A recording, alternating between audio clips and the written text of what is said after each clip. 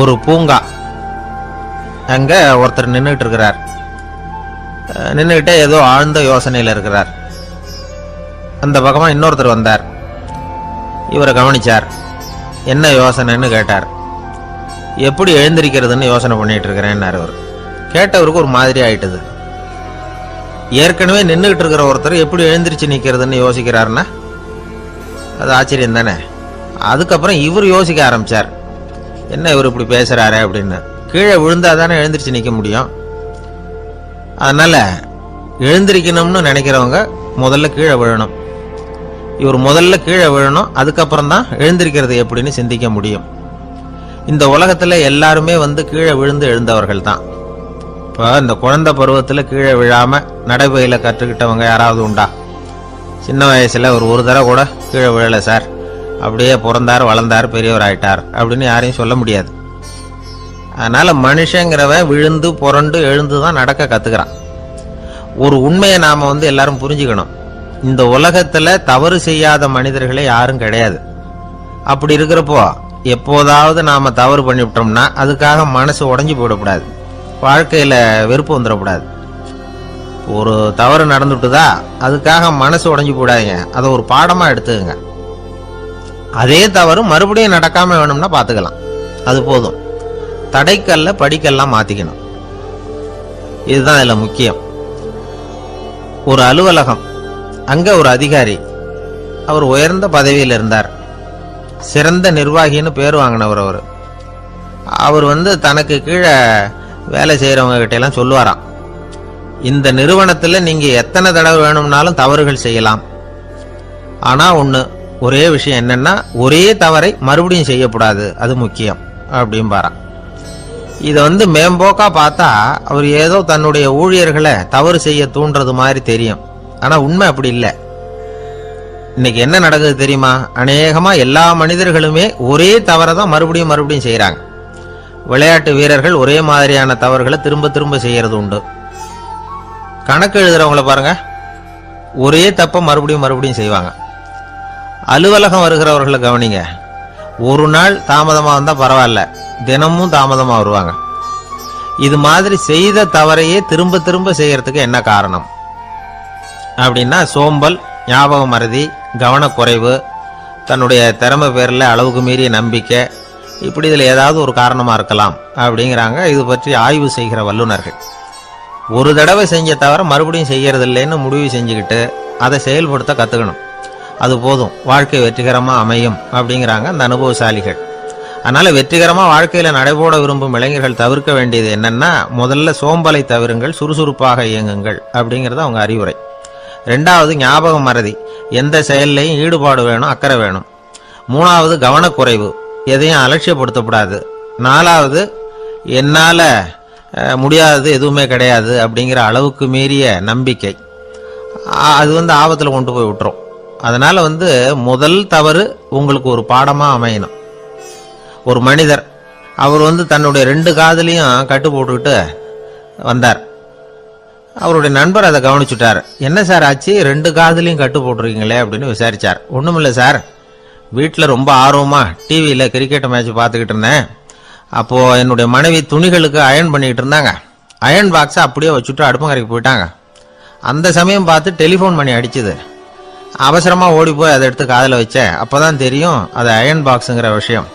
சூடா இருந்ததா, சுட்டு விட்டுது அப்படின்னார். ஒரு காது சரி சார், 2 காதும் ஏன் அப்படி ஆச்சு அப்படின்னு கேட்டார். அதே ஆளு மறுபடியும் போன் பண்ணா சார் அப்படின்னாரு. இவர் எவ்வளவு தூரம் யோசிச்சிருப்பார் பாருங்க. அதனால ஒரு தவறு மறுபடியும் நடக்கக்கூடாது, முதல் தவறு உங்களுக்கு ஒரு பாடமாக அமையட்டும் அப்படிங்கிறது தான் இதுல இருந்து நாம தெரிந்து கொள்ள வேண்டிய கருத்து. அதனால தவறுகள் அதெல்லாம் தடைக்கெல்லாம் நினைக்க வேண்டாம், படிக்கெல்லாம் நினைப்போம். அப்படி நினைச்சோம்னா வாழ்க்கையில வெற்றி நிச்சயம். ஒரு ஊர்ல ஒரு சோதிடர் இருந்தார். அவர் எதிர்காலத்தை பத்தி அதிகமா சொல்லிட்டு இருப்பார். அவருடைய சோதிடத்தை எப்படியாவது பொய்யாக்கி போடணும் அப்படின்னு சொல்லி 2 இளைஞர்கள் தீர்மானம் பண்ணிட்டாங்க. அதுக்காக ஒரு திட்டம் போட்டாங்க. அது குளிர்காலம். ஒரு இளைஞன் பெரிய கோட்டு ஒன்ன சட்டைக்கு மேல போட்டுக்கிட்டான். அந்த மேல் கோட்டுக்கு உள்ள ஒரு புறாவை மறைச்சு வச்சுக்கிட்டான். 2 பேரும் அந்த சோதிடர் வீட்டுக்கு போறாங்க. அவரை பார்த்தாங்க. இதோ பாருங்க, இந்த கோட்டுக்குள்ள ஒரு புறாவை மறைச்சி வச்சிருக்கிறோம். அந்த புறா இப்போ உயிரோட இருக்கா, இறந்து போச்சா, இதை நீங்க சொல்லணும். சரியா சொல்லிவிட்டா உங்க ஜோசியத்தை நம்புறோம் அப்படின்னாங்க. இவங்க மனசுக்குள்ள என்ன திட்டம்னா, புறா உயிரோட இருக்குன்னு அவர் சொல்லிவிட்டாருன்னா அப்படியே கையால் அமைக்க அதை கொண்டுவிட வேண்டியது. புறா உயிரோட இல்லைன்னு சொல்லிவிட்டாருன்னா அப்படியே உயிரோடு எடுத்து காட்டிவிட வேண்டியது. இதுதான் அந்த இளைஞர்களோட திட்டம். அவர் என்ன பதில் சொன்னாலும் அவர் சொல்றது பொய்ன்னு நிரூபணம் பண்ணிவிடலாம்ல, இதுதான் அவங்க நம்பிக்கை. இந்த சோதிடர் எல்லா வகையிலையும் தப்பிக்க முடியாதுன்னு அவங்க நம்பினாங்க. ஆனால் அந்த சோதிடர் சொன்ன பதில் இவங்களை திகைக்க வச்சுட்டுது. அவர் என்ன சொன்னார் தெரியுமா? உங்க கோட்டுக்குள்ள இருக்கிற புறா உயிரோட இருக்கா செத்து போச்சா அப்படின்னு தானே கேட்குறீங்க. அது உங்க கையில் இருக்கு. அது சாகவும் இல்லை, உயிரோடவும் இல்லை. அந்த பறவையின் வாழ்வும் சாவும் உங்க கையில் தான் இருக்குன்னார். இவங்க தோல்வியை ஒத்துக்கிட்டாங்க. இந்த கதையை நமக்கு ஒரு உண்மையை உணர்த்துது. இன்றைய இளைஞர்கள் எதிர்காலம்ங்கிற பறவையை தங்களுக்குள்ள வச்சிருக்கிறாங்க. அந்த பறவையின் வாழ்வும் தாழ்வும் அவங்க கையில் தான் இருக்கு. நமது வாழ்க்கைங்கிறது நமது கையில். நாம நல்லா இருக்கிறதும் இல்லாம போறதும் நாம தான் காரணம். தர்மர் அவர் ஒரு நாள் வீட்டு திண்ணையில் உட்காந்துருந்தாராம். அப்போ தெருவில் ஒரு பிச்சைக்காரன் அந்த வழியா வந்திருக்கிறான். பிச்சை கேட்டிருக்கான். அந்த சமயத்தில் தர்மர் வேற ஏதோ வேலையா இருந்திருக்கிறார். அதனால பிச்சைக்காரனை பார்த்து நாளைக்கு வா அப்படின்னு சொல்லிவிட்டார். அவனும் சரின்னு சொல்லிட்டு போயிட்டான். பீமன் இதை பார்த்துக்கிட்டு இருந்தான். உடனே அவன் என்ன செஞ்சான் தெரியுமா? ஒரு முரசை எடுத்துக்கிட்டு கிராமத்தை நோக்கி ஓடனான். முரசை அடிச்சுக்கிட்டு ஏதோ சொல்ல ஆரம்பிச்சிட்டான். தர்மருக்கும் இது தெரிய வந்தது. அவருக்கு ஒன்றும் புரியல. என்னாச்சு உனக்குன்னு கேட்டார். பீமன் சொன்னான், நான் கிராம மக்களுக்கு ஒரு செய்தியை தெரிவிக்க போறேன் அப்படின்னா. என்ன செய்தின்னார். எங்க அண்ணன் காலத்தை வென்றுட்டார் அப்படிங்கிற செய்தியை சொல்ல போறேன்னா. நான் காலத்தை ஜெயிச்சுட்டேனா, எதனால் அப்படி சொல்ற அப்படின்னு கேட்டார். நீங்க பிச்சைக்காரனை நாளைக்கு வர சொன்னீங்களே, அதனால தான் அப்படின்னா. அதனால என்னன்னார். நீங்க அவனை நாளைக்கு வான்னு சொன்னீங்க. நீங்க நிச்சயமா நாளைக்கு இருப்பீங்களா? அந்த பிச்சைக்காரனும் நாளைக்கு உயிரோட இருப்பானா? நாளைக்கு நீங்க இருந்தாலும் பிச்சை போடக்கூடிய மனோபாவம் உங்களுக்கு இருக்குமா? பிச்சை நிச்சயம் போடுவீங்களா? நாளைக்கு வரைக்கும் அவன் பிச்சைக்காரனாவே இருப்பாங்கிறது என்ன நிச்சயம்? நாளைக்கு உங்க சந்திப்பு நிச்சயம் நடக்குமா? அதனாலதான் நீங்க காலத்தை ஜெயிச்சுட்டீங்க அப்படின்னு சொல்லி அவ்வளவு நிச்சயமா நான் முடிவு பண்ணிவிட்டேன். அப்படி நீங்க நினைச்சதுனால தான் அவனை நாளைக்கு வர சொல்லியிருக்கிறீங்க. இது எவ்வளவு பெரிய விஷயம். இதை மற்றவங்களுக்கு சொல்லாம இருக்கலாமா? நேரம் ஆயிட்டுது, நான் உடனே ஊருக்குள்ள போய் இதை சொல்லணும். தாமதிக்க முடியாது. ஏன்னா இந்த நேரம் கடந்துட்டுதுன்னா அடுத்த நாழிகை எனக்கு கிடைக்குங்கிறது நிச்சயம் இல்லை அப்படின்னு பீமன் சொல்லி முடிச்சுட்டு புறப்படுறதுக்கு தயாரானான். தர்மர் அவசரமா குறுக்கிட்டார். தம்பி, கொஞ்சம் பொறு, நான் தவறு பண்ணிட்டேன். பரிபூர்ண சுதந்திரம் பெற்ற மனிதன் தான் அப்படி பேச முடியும், அப்படி வாக்குறுதி தர முடியும். அந்த பிச்சைக்காரனை இப்பவே கூப்பிடு, ஏதாவது உடனே கொடுத்து அனுப்பி வச்சு விடுறேன். நாளைக்கு என்ன நடக்குங்கிறது யாருக்கு தெரியும் அப்படின்னார். இந்த கதையிலிருந்து நாம உணர்ந்து கொள்ள வேண்டிய உண்மை என்ன தெரியுமா? நிகழ்காலம் ஒண்ணுதான் நம்ம கையில் இருக்கிறது. அதை தவற விடாமல் சரியா பயன்படுத்திக்கணும். கடந்த காலம்ங்கிறது திரும்பி வர போறது இல்லை. எதிர்காலம்ங்கிறது இப்ப நம்ம கிட்ட கிடையாது. அதனால நிகழ்காலத்தை தான் நாம பயன்படுத்திக்க முடியும். கொஞ்சம் தூரத்துல நாம நிக்கிறோம். எட்டத்துல இருந்துகிட்ட அவரை கவனிக்கிறோம். அவர் போன்ல பேசுறத, அவர் பேசுகிற வார்த்தைகள் என்ன அப்படிங்கறது நம்ம காதுல விழல. ஆனாலும் அவர் பேசிக்கிட்டு இருக்கிறது நல்ல செய்தியா கெட்ட செய்தியா அப்படிங்கிறத நம்மால யூகிக்க முடியும். மகிழ்ச்சியான செய்தியை பேசும்போது முகம் மலருது, புன்னகை பூக்குது. இதுல ஒண்ணு நீங்க கவனிக்கணும். தொலைபேசியில நாம பேசுறப்போ நம்மோட பேசுறவர் எதிரில் இல்லை. அவர் தொலைபேசி வழியா நம்ம குரலை மட்டும்தான் கேட்க போறார். நம்ம முகத்தை அவர் பார்க்க போறதில்ல. அப்படி இருந்தோம், அப்ப நம்ம முகம் ஏன் மலரணும் அப்படின்னா இதுதான் உடல் மொழி, பாடி லாங்குவேஜ் அப்படின்னு சொல்றாங்க. நம்ம அறியாமலேயே நம்ம உடம்பு செய்திகளை தெரிவிக்குது பாருங்க, அதுதான் உடல் மொழி. ஒரு மனிதர் தொலைபேசியில பேசிக்கிட்டு இருக்கிறத நீங்க தூரத்துல இருந்து கவனிச்சுக்கிட்டே அவர் நண்பரோட பேசுறாரா, மனைவியோட பேசுறாரா, குழந்தையோட பேசுறாரா, இல்ல மேல் அதிகாரி கிட்ட பேசுறாரா, அல்லது அவருக்கு கீழே பணிபுரிகிறவர்கள் கிட்ட பேசுறாரா அப்படிங்கிறத கண்டுபிடிக்கலாம். அதுக்கு காரணம் அவருடைய உடல் மொழி. இந்த உடல் மொழி கூட நம்ம வாழ்க்கையின் முன்னேற்றத்துக்கு பயன்படும். இதை பத்தியெல்லாம் கூட சில நிபுணர்கள் ஆராய்ச்சி பண்ணி பார்த்துருக்கிறாங்க. அவங்க சில விவரங்களை சொல்றாங்க. குறிப்பா ஒருத்தர் தன்னுடைய நாற்காலியில கிட்டத்தட்ட படுத்துக்காத குறையா உட்காந்துருக்கிறாருன்னு வச்சுங்க, எதிர இருக்கிறவர் பேசுறது அவருக்கு பிடிக்கலன்னு அர்த்தமா. தலையை சொரிஞ்சுக்கிறது, வேற வேற திசைகளில் பார்க்கறது, கொட்டாவி விடுறது, கால்களை மாற்றி போட்டு உட்கார்றது, களைப்பா கை விரல்களை அப்படியே பின்னிக்கிறது, அடிக்கடி கடிகாரத்தை பார்க்கறது, இப்படிலாம் ஒருத்தர் பண்ணிக்கிட்டு இருக்கிறாருன்னா நாம் கூடிய சீக்கிரம் அந்த இடத்த விட்டு எழுந்திரிச்சு வந்துடுறது நல்லது. ஏன்னா இதெல்லாம் அவருடைய சலிப்பு, சோர்வு, ஆர்வமின்மை இதுக்கு அடையாளங்கள். நம்முடைய பேச்சு அவரை சலிப்படைய வச்சுட்டதுன்னு அர்த்தம். அவர் ரொம்பவும் சோர்ந்து போயிட்டாருன்னு பொருள். நம்முடைய பேச்சில் அவருக்கு ஆர்வம் இல்லைன்னு அர்த்தம். அதே நேரத்தில் நாற்காலியின் நுனியில் அமர்ந்து உடலை முன்னுக்கு நகர்த்தி எதிர இருக்கிறவரின் கண்களை பார்த்துக்கிட்டே பேசினாலும் சரி அல்லது பேச்சை கேட்டாலும் சரி, உங்கள் பேரில் மற்றவங்களுக்கு உள்ள பிடிப்பு அதிகரிக்கும். நாம் எப்படிப்பட்டவருங்கிறத நம்ம உடம்பும் நடை உடை பாவனையும் அடுத்தவங்களுக்கு காட்டி கொடுத்துரும். உங்கள் உடம்பு, உங்கள் பார்வை, நடை, உட்கார்ற விதம் இதை வச்சுக்கிட்டே நீங்கள் பொறுப்புள்ளவரா, முரடரா, அலட்சியமானவரா, மரியாதை தெரிஞ்சவரா, அடக்கமானவரா, நம்பிக்கைக்கு உரியவரா, நாணயம் இல்லாதவரா, பயந்தவரா, திறமசாலியா, அப்பாவியா அப்படிங்கிறதையெல்லாம் கண்டுபிடிச்சிடலாம். அதனால் இந்த உடல் மொழியை புரிஞ்சுக்கிட்டு நம்மளை கொஞ்சம் சரிப்படுத்திக்கிட்டோம்னா வாழ்க்கையில் சுலபமாக பல காரியங்களை சாதிக்க முடியும். ஒரு மனநல மருத்துவமனை, அங்கே ஒருத்தர் ஒரு நாற்காலியில் உட்காந்துக்கிட்டு கார் ஓட்டுறது மாதிரி அப்படி பாவனை பண்ணிகிட்டு இருந்தார்.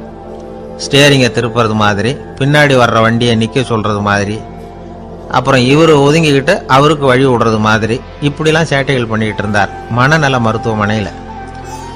இதை பார்த்துக்கிட்டு இருந்த ஒருத்தர் பக்கத்தில் இருந்த இன்னொருத்தர்கிட்ட கேட்டார், இவர் ஏன் இப்படி பண்ணுறாரு, இவருக்கு ஏன் அப்படி வந்தது நிலைமை அப்படின்னு சொல்லி அவர் விசாரித்தார். அப்போ அவர் விவரம் சொன்னார். வேற ஒன்றும் இல்லைங்க, இவருக்கு கார் ஓட்டணும்னு ஆசை ரொம்ப காலமாக, அது நிறைவேறாமல் போயிட்டுது. அதுக்கப்புறம் அவர் மனநோயாளியை மாறிட்டார். இங்கே அழைச்சிட்டு வந்தாங்க. இங்கே அழைச்சிட்டு வந்ததுலேருந்து அப்படி தான் பண்ணிகிட்டு இருக்கிறார். அப்போ கார் ஓட்டுறது மாதிரிலாம் பாவனை பண்ணிகிட்டு இருப்பார், திருப்புறது மாதிரி பண்ணுவார், பின்னாடி வர்றவங்களுக்கு இடம் விடுவார், இப்படிலாம் செய்கிறார் அப்படின்னு விவரம் சொன்னாங்க. நீங்கள் சொல்லப்படாதா, இப்போ நீங்கள் கார் ஓட்டலை, வெறும் நாற்காலியில் தான் உட்காந்துருக்குறீங்க அப்படின்னு நீங்கள் சொல்லப்படாதா அவருக்கு அப்படின்னு கேட்டாங்க.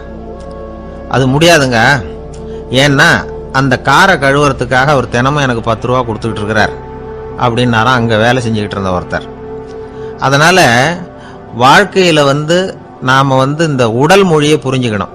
உடல் மொழிங்கிறது இப்போ ஆரம்பத்தில் சொன்னது மாதிரி அந்த தொலைபேசியில் பேசுகிறவங்கள தூரத்திலேருந்து பார்த்தாவே அவர் யாருக்கிட்ட பேசுகிறார், என்ன பேசுகிறாருன்னு தெரியும். நம்ம முகத்தை நல்லா வச்சுக்கணும். உடல் மொழியை நம்ம புரிஞ்சுக்கிட்டு பயன்படுத்த ஆரம்பித்தோம்னா எந்த முயற்சி பண்ணினாலும் அதில் வெற்றி நிச்சயம். குருகுல வாசம்ங்கிறது தெரியுமா? குருகுல வாசம் செஞ்சு படிக்கணும். ஆசிரியருங்கிறவர் ஆசிரமத்தில் இருப்பார். அங்கே போய் அவருக்கு தொண்டுகள் செய்யணும். துணிகள்லாம் துவைச்சி போடணும். தூங்கும்போது காலை பிடிச்சி விடணும். புழுக்கமாக இருந்தால் விசிறி மட்டை எடுத்து விசிறணும். அப்படியே அப்பப்போ அவர் சொல்லிக் கொடுக்குற பாடத்தையும் கற்றுக்கணும். அவர் சொல்லிக் கொடுக்குற பாடங்களை ஓலைச்சுவடிகளில் எழுதிக்கணும். இதுதான் குருகுல வாசம்ங்கிறது. இப்போ மாதிரிலாம் கிடையாது. ஆக குருகுல வாசம்ங்கிறது மனசையும் பண்படுத்தும், அறிவையும் பண்படுத்தும். அப்படி ஒரு பயிற்சி அது. அந்த காலத்தில் பஞ்சபாண்டவர்கள் ஒரு குருகுலத்தில் படிக்க போனாங்களாம். ஏற்கனவே அங்கே ஒரு 15 பேர் இருந்திருக்கிறாங்க. இவங்களையும் சேர்த்து மொத்தம் 20 பேர். எல்லாரும் ரொம்ப ஆர்வத்தோடு அங்கே தங்கி படிச்சுக்கிட்டு இருக்கிறாங்க. 2 வருஷம் ஓடி போச்சு.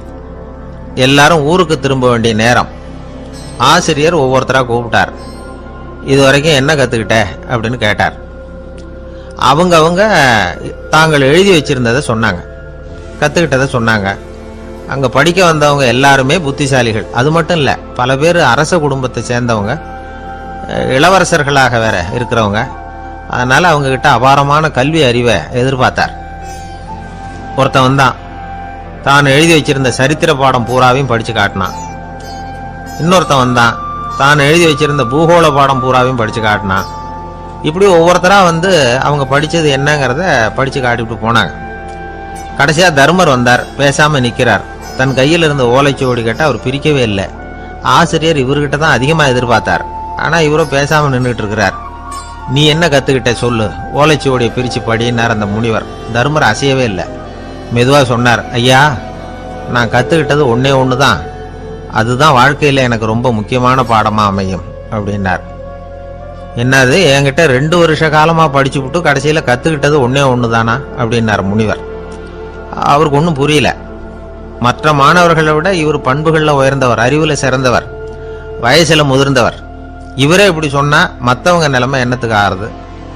அவங்க ரொம்பவும் கெட்டு போயிடுவாங்களே அப்படின்னு அவர் யோசனை பண்ணார். தர்மா, நல்லா யோசனை பண்ணி பதில் சொல்லு. 2 வருஷமாக நீ கற்றுக்கிட்டது என்ன அப்படின்னு தானே நான் கேட்குறேன், அதை கொஞ்சம் யோசனை பண்ணி சொல்லுன்னார் முனிவர் கொஞ்சம் கோபமா. தர்மர் முகத்தில் எந்த மாறுதலுமே இல்லை. இல்லையா, 2 வருஷமாக நான் கற்றுக்கிட்ட முக்கியமான பாடம் ஒன்றே ஒன்று தான்னார். இப்போ அந்த முனிவருக்கு கோபம் அதிகமாக வந்துடுச்சு. ஏன்பா, உனக்கு வெக்கமா இல்லையா? உன்னை விட வயசில் குறைஞ்சவங்க எவ்வளவு பாடம் கற்றுக்கிட்டு இருக்கிறாங்க, எவ்வளவு விரிவாக அவங்க படித்து காட்டினாங்க. நீயும் கூட நிறைய குறித்து வச்சிருக்கிற போல இருக்க, அதை ஏன் பிரித்து படிக்கக்கூடாது அப்படின்னார். ஐயா, நான் சொல்கிறது உங்களுக்கு ஏமாற்றமாக இருந்தால் என்னை மன்னிக்கணும். நான் ரொம்ப முக்கியமாக கற்றுக்கிட்டு இருக்கிறது ஒன்றே ஒன்று தான், மற்ற எதையும் சொல்கிறதுக்கு விரும்பலேன்னார். மாணவர்கள்லாம் சிரிச்சுட்டாங்க. முனிவருக்கு கோபம் அளவுக்கு மீறி வந்துட்டு ஓங்கி அரைஞ்சு விட்டார் தர்மரை அவர் கன்னத்தில். தர்மர் கண்ணை செவந்து போட்டுது, கண்கள் கலங்கி போச்சு. ஆனாலும் அவர் அமைதியை இழக்கலை, தலை குனிஞ்சு நிற்கிறார். இவருடைய புடிவாதம் முனிவருக்கு இன்னும் ஆத்திரத்தை உண்டாக்கி விட்டது. இன்னொரு கண்ணத்திலே அரைஞ்சார். எல்லாரும் பயந்து போய் அமைதியாக நின்றுட்டு இருக்கிறாங்க. முனிவர் கத்துறார், அப்படி நீ கற்றுக்கிட்ட அந்த முக்கியமான பாடம் தான் என்ன, அதையாவது சொல்லு அப்படின்னார். ஐயா, அதை மட்டும் ஒரு ஓலைச்சுவடியில் தனியாக குறித்து வச்சிருக்கிறேன், இந்தாங்க, இதை நீங்களே படித்து பாருங்கன்னார். தர்மர் ஓலைச்சுவடியை நீட்டினார். முனிவர் அதை வாங்கி பிரித்தார், சத்தம் போட்டு படித்தார். என்ன எழுதியிருக்காருன்னா, எப்படிப்பட்ட சோதனை ஏற்பட்டாலும் நிதானம் இழந்து கோபத்துக்கு ஆளாகக்கூடாது அப்படின்னு. இதான் அந்த ஓலைச்சுவடியில் அவர் எழுதி வச்சிருந்தது. அந்த ஒரு கணத்திலேயே முனிவரும் எல்லா மாணவர்களும் தர்மரை புரிஞ்சுக்கிட்டாங்களாம். அவர் கற்றுக்கிட்டது ஏட்டு சுரக்காய் இல்லை, வாழ்க்கையில் பயன்படக்கூடிய முக்கியமான அனுபவ பாடம். முனிவர் கண்களில் கண்ணீர். தர்மரை அன்போடு கட்டி தழுவிக்கிட்டார். அப்புறம் சொன்னார், தர்மா, என்னை மன்னிச்சிரு, நீ மாணவன் இல்லை, ஆசிரியன். நான் இதுவரைக்கும் தெரிஞ்சிக்காத அனுபவ பாடத்தை நீ இப்போ எனக்கு கற்றுக் கொடுத்துட்ட அப்படின்னு சொன்னாராம். அதனால் நிதானம் தவறக்கூடாதுங்கிறது ரொம்ப முக்கியமான ஒரு செய்தி. ஒரு ஆசிரியர் மாணவனை ஒரு கன்னத்தில் ஓங்கி அரைஞ்சுட்டார். இவன் நிதானம் தவறல, அமைதியாக நின்றுக்கிட்டு இருந்தான். அவர் ஒரு தடவை அரைஞ்சதும் எப்படி உன்னால் நிதானம் தவறாமல் இருக்க முடிஞ்சுது அப்படின்னு கேட்டாங்க நண்பர்கள். அவன் சொன்னான், நான் நிதானம் தவறி இருந்தா எங்கள் வாத்தியார் இன்னொரு கன்னத்துலையும் அரைஞ்சிருப்பார், அது அதை விட பலமாக இருக்கும், அதனால தான் நான் அப்படி இருந்தேன் அப்படின்னு நானா. ஆக நாம் தெரிந்து கொள்ள வேண்டியது, வாழ்க்கையில் நிதானம் தவறாமல் இருக்க வேண்டும், அதுதான் வெற்றியின் ரகசியம். ஒரு நண்பர்கிட்ட பேசிக்கிட்டு இருந்தேன். அவருடைய உறவினர் ஒருத்தர் ஒரு நேர்முக தேர்வுக்கு போயிருந்தாராம், இன்டர்வியூக்கு. ரொம்பவும் பொறுப்பாகவும் கவனமாகவும் செயல்பட வேண்டிய பதவிக்கான நேர்காணல் அது. இவர் எழுத்து தேர்வில் ஏராளமான மதிப்பெண்கள் வாங்கிவிட்டார், அதனால் அதை பற்றி கவலை இல்லை. இப்போ நேர்முக தேர்வில் தேர்வு பெறணும். ஏராளமான சான்றிதழ்கள் வச்சிருந்தார். நேர்காணலில் கேட்கப்பட்ட எல்லா கேள்விகளுக்கும் சரியான பதில தான் சொன்னார். இருந்தாலும் பாருங்க, அந்த நேர்முக தேர்வில் அவர் தேர்ந்தெடுக்கப்படலை. என்ன காரணம் அப்படின்னு பின்னாடி விசாரிச்சப்போ தான் விவரம் தெரிஞ்சுதான். அது என்ன ஆயிருக்குதுன்னா, அந்த நேர்காணலின் போது இவர் நடந்துகிட்ட முறையில் சில தவறுகள் நடந்து போச்சான். முக்கியமாக 2 தவறுகள். ஒன்று, அவங்க ஒரு கேள்வியை கேட்டு முடிக்கிறதுக்குள்ளேயே இவர் பதில் சொல்ல ஆரம்பிச்சுட்டாராம். 2வது என்னன்னா, இவர் நாற்காலியில் தாராளமாக இயல்பாக சாஞ்சி உட்காராம நாற்காலி முனையில் உட்காந்துருந்தாராம். இந்த 2 விதமான செயல்பாடுகளும் இவர் அவசரப்படுறவர், பதற்றப்படுறவர் அப்படிங்கிறதுக்கான அடையாளங்கள். அதாவது கேள்வியை கேட்டு முடிக்கிறதுக்குள்ளேயே முந்திக்கிட்டு பதில் சொல்றது. 2வது, நாற்காலியில் இயல்பாக தாராளமாக உட்காராம நாற்காலி முனையில் உட்கார்றது. பார்க்க போகிற வேலைக்கு அவசரம், பதற்றம் இது 2 இருக்கக்கூடாதான். அதனால் மார்க் இருந்தும் சர்டிஃபிகேட் இருந்தும் அந்த வேலை வாய்ப்பு அவருக்கு கிடைக்கல. வேலை கொடுக்குறவங்க நம்மகிட்ட இருந்து என்னதான் எதிர்பார்க்குறாங்க, இதை தெரிஞ்சு வச்சுக்கிறது நல்லது. முதல்ல, மற்றவர்களுடன் தொடர்பு கொள்ளும் திறமை, அதாவது எபிலிட்டி டு கம்யூனிகேட். நீங்க நினைக்கிறத அழகா தொகுத்து வகைப்படுத்தி சொல்ல தெரியுதான்னு பார்ப்பாங்க. உங்க திட்டங்களை அடுத்தவங்க ஏற்றுக்கொள்ளக்கூடிய விதத்தில் வெளிப்படுத்துறதுக்கு உங்களால முடியுதான்னு பார்ப்பாங்க. இதுக்கு என்ன செய்யறது? குழப்பம் இல்லாமல் சிந்திக்கணும், குழப்பம் இல்லாமல் பேசணும். ரெண்டாவது விஷயம் என்னன்னா புத்திசாலித்தனம், அதாவது இன்டெலிஜென்ஸ். ஏத்துக்க போற வேலையை நல்ல விதமா செய்ய முடியுமா உங்களால? அதை எந்தெந்த வழியில செய்யலாம் அப்படிங்கிறத உங்களால தீர்மானிக்க முடியுமா? அந்த வேலைக்கான புது புது யோசனைகளை உங்களால சொல்ல முடியுமா அப்படின்னு பார்ப்பாங்க. இது இன்டெலிஜென்ஸ். மூணாவது தன்னம்பிக்கை, அதாவது செல்ஃப் கான்ஃபிடன்ஸ். உங்களுக்கு அது உண்டா அப்படிங்கிறத கவனிப்பாங்க. எந்த சூழ்நிலையையும் சமாளிக்கணும், எப்படிப்பட்ட மனிதர்களையும் சமாளிக்கிற தைரியம் வேணும், அடுத்தவங்களை நமக்கு சாதகமா திருப்பக்கூடிய தன்னம்பிக்கை வேணும். நாலாவது பொறுப்புகளை முன்வந்து ஏற்றுக்கொள்ளுதல், வில்லிங்னஸ் டு அக்செப்ட் ரெஸ்பான்சிபிலிட்டி. பொறுப்புகள்ல இருந்து நழுவி போக ஆசைப்படாம செஞ்சு முடிக்கணும். அஞ்சாவது முன் வருதல், இனிஷியேட்டிவ். வேலையோட முக்கியத்துவம் உணர்ந்து அதை ஏத்துக்கிட்டு தகுந்த நடவடிக்கைகளை தயங்காம எடுக்கிறதுக்கு முன் வரணும். ஆறாவது என்னன்னு கேட்டீங்கன்னா தலைமைத்துவம், லீடர்ஷிப். 4 பேருக்கு தலைமை தாங்கி நல்ல விதத்தில் நடந்துக்க தெரியுதா? ஏழாவது கற்பனை திறன், இமேஜினேஷன். சில பிரச்சனைகள் வரக்கூடும் அப்படின்னு முன்கூட்டியே யூகிச்சு அதுக்கு தகுந்த மாதிரி நடவடிக்கை எடுக்கிற திறமை உண்டா அப்படிங்கிறத பார்ப்பாங்க. எட்டாவது என்னன்னா வளைந்து கொடுத்தல், ஃபிளெக்சிபிலிட்டி. சூழ்நிலைக்கு தகுந்த மாதிரி, மாற்றங்களுக்கு தகுந்த மாதிரி அனுசரித்து நடந்துக்கிறதுக்கு தெரியுதா அவங்களுக்கு அப்படிங்கிறத கவனிப்பாங்க. அடுத்தது திறமைகளை வெளிக்கொணரும் திறமை, இன்டர்பர்சனல் ஸ்கில்ஸ். அடுத்தவங்க கிட்ட இருக்கிற திறமையை கண்டுபிடிச்சி அதை நல்ல விதத்துல ஊக்கப்படுத்தி பயன்படுத்த தெரியுதா அப்படின்னு பார்ப்பாங்க. ஆறாவது சுய அறிவு, செல்ஃப் நாலேஜ். அடுத்தவங்க நம்மளை பத்தி என்ன நினைக்கிறாங்க அப்படிங்கறத நம்மால புரிஞ்சுக்க முடியுதாங்கிறது முக்கியம். அடுத்தது போட்டி மனப்பான்மை, காம்படிட்டிவ்னஸ். அடுத்தவங்களை ஒப்பிட்டு பார்த்து அதை விட ஒரு படி மேல வரணுங்கிற குணம் வேணும். இதுக்கு அடுத்தது என்னன்னா குறிக்கோளை வெல்லுதல், கோல் அச்சீவ்மெண்ட். குறிக்கோளை சவாலா எடுத்துக்கிட்டு அதை அடையணும். அப்புறம் வேறுபட்ட திறமைகள், ஒகேஷனல் ஸ்கில்ஸ். பதவிக்கு வேண்டிய திறமைகள் தவிர மற்ற திறமைகள் ஏதும் உண்டாங்கிறது முக்கியம். நமக்கு வேலை கொடுக்கணும்னு நினைக்கிறவங்க நம்ம கிட்ட இருந்து இவ்வளவும் எதிர்பார்ப்பாங்க. அதுக்கு தகுந்த மாதிரி நம்மளை நாமே தயார்படுத்திக்கணும். எனக்கு வேண்டப்பட்ட ஒருத்தர் ஒரு இன்டர்வியூக்கு போயிட்டு வந்தார், நேர்காணலுக்கு. எப்படி இருந்தது இன்டர்வியூன்னு விசாரிச்சேன். நான் போனேன். அவர் கேட்ட எல்லா கேள்விக்கும் அவர் எதிர்பார்த்தது மாதிரியே எல்லா பதிலையும் சொன்னேன். கடைசியா நான் எதிர்பார்க்காத ஒரு தகவலை அவர் சொன்னார் அப்படின்னார். என்னன்னு கேட்டேன். அவரும் என்ன மாதிரியே இன்டர்வியூக்கு வந்தவர் தானா, சும்மா என்ன கேள்வி கேட்டுக்கிட்டு உட்காந்துருந்தாராம் அப்படின்னார். அதனால ஒரு நேர்காணலுக்கு போறதுக்கு முன்னாடி என்ன எதிர்பார்க்கறாங்க அப்படிங்கறத தெரிஞ்சுக்கிட்டு போனா வெற்றி நிச்சயம். வாழ்க்கையில ரொம்பவும் அடிபட்டு அல்லல் பட்டுக்கிட்டு இருக்கிற ஒருத்தர் வந்தார். மனசு ரொம்பவும் நொந்து போய் பேசினார். இந்த உலகத்துல மனுஷனா பிறந்ததை விட மாடா பிறந்திருக்கலாம் சார் அப்படின்னார். திடீர்னு என்கிட்ட இப்படி சொன்னா அதுக்கு நான் என்னங்க பண்ண முடியும் அப்படின்னேன். உங்ககிட்ட வரணும்னு தோணுச்சு, அதனால வந்தேன் அப்படின்னார். சரிங்க, இப்படி ஒரு யோசனை வந்ததுக்கு என்ன காரணம் அப்படின்னு சொல்லி அவர்கிட்ட கேட்டேன். அதுக்கு அவர் சொன்னார், என் பையனுக்கு வேலை தேடுறேன் கிடைக்கல, பொண்ணுக்கு மாப்பிள்ளை தேடுறேன் கிடைக்கல, வீடு கட்டுறதுக்கு கடன் கேட்கறேன் கிடைக்கல. மாடா பிறந்திருந்தா இது மாதிரி கவலையெல்லாம் கிடையாதுல்ல, பேசாம வைக்கோலை தின்னுக்கிட்டு அசை போட்டுக்கிட்டா கடந்து விடலாமே அப்படின்னாரு அலட்சியமா. அதுக்கப்புறம் தான் அவர் சொன்ன கருத்தை நானும் கொஞ்சம் அசை போட ஆரம்பிச்சேன் மனசுக்குள்ள.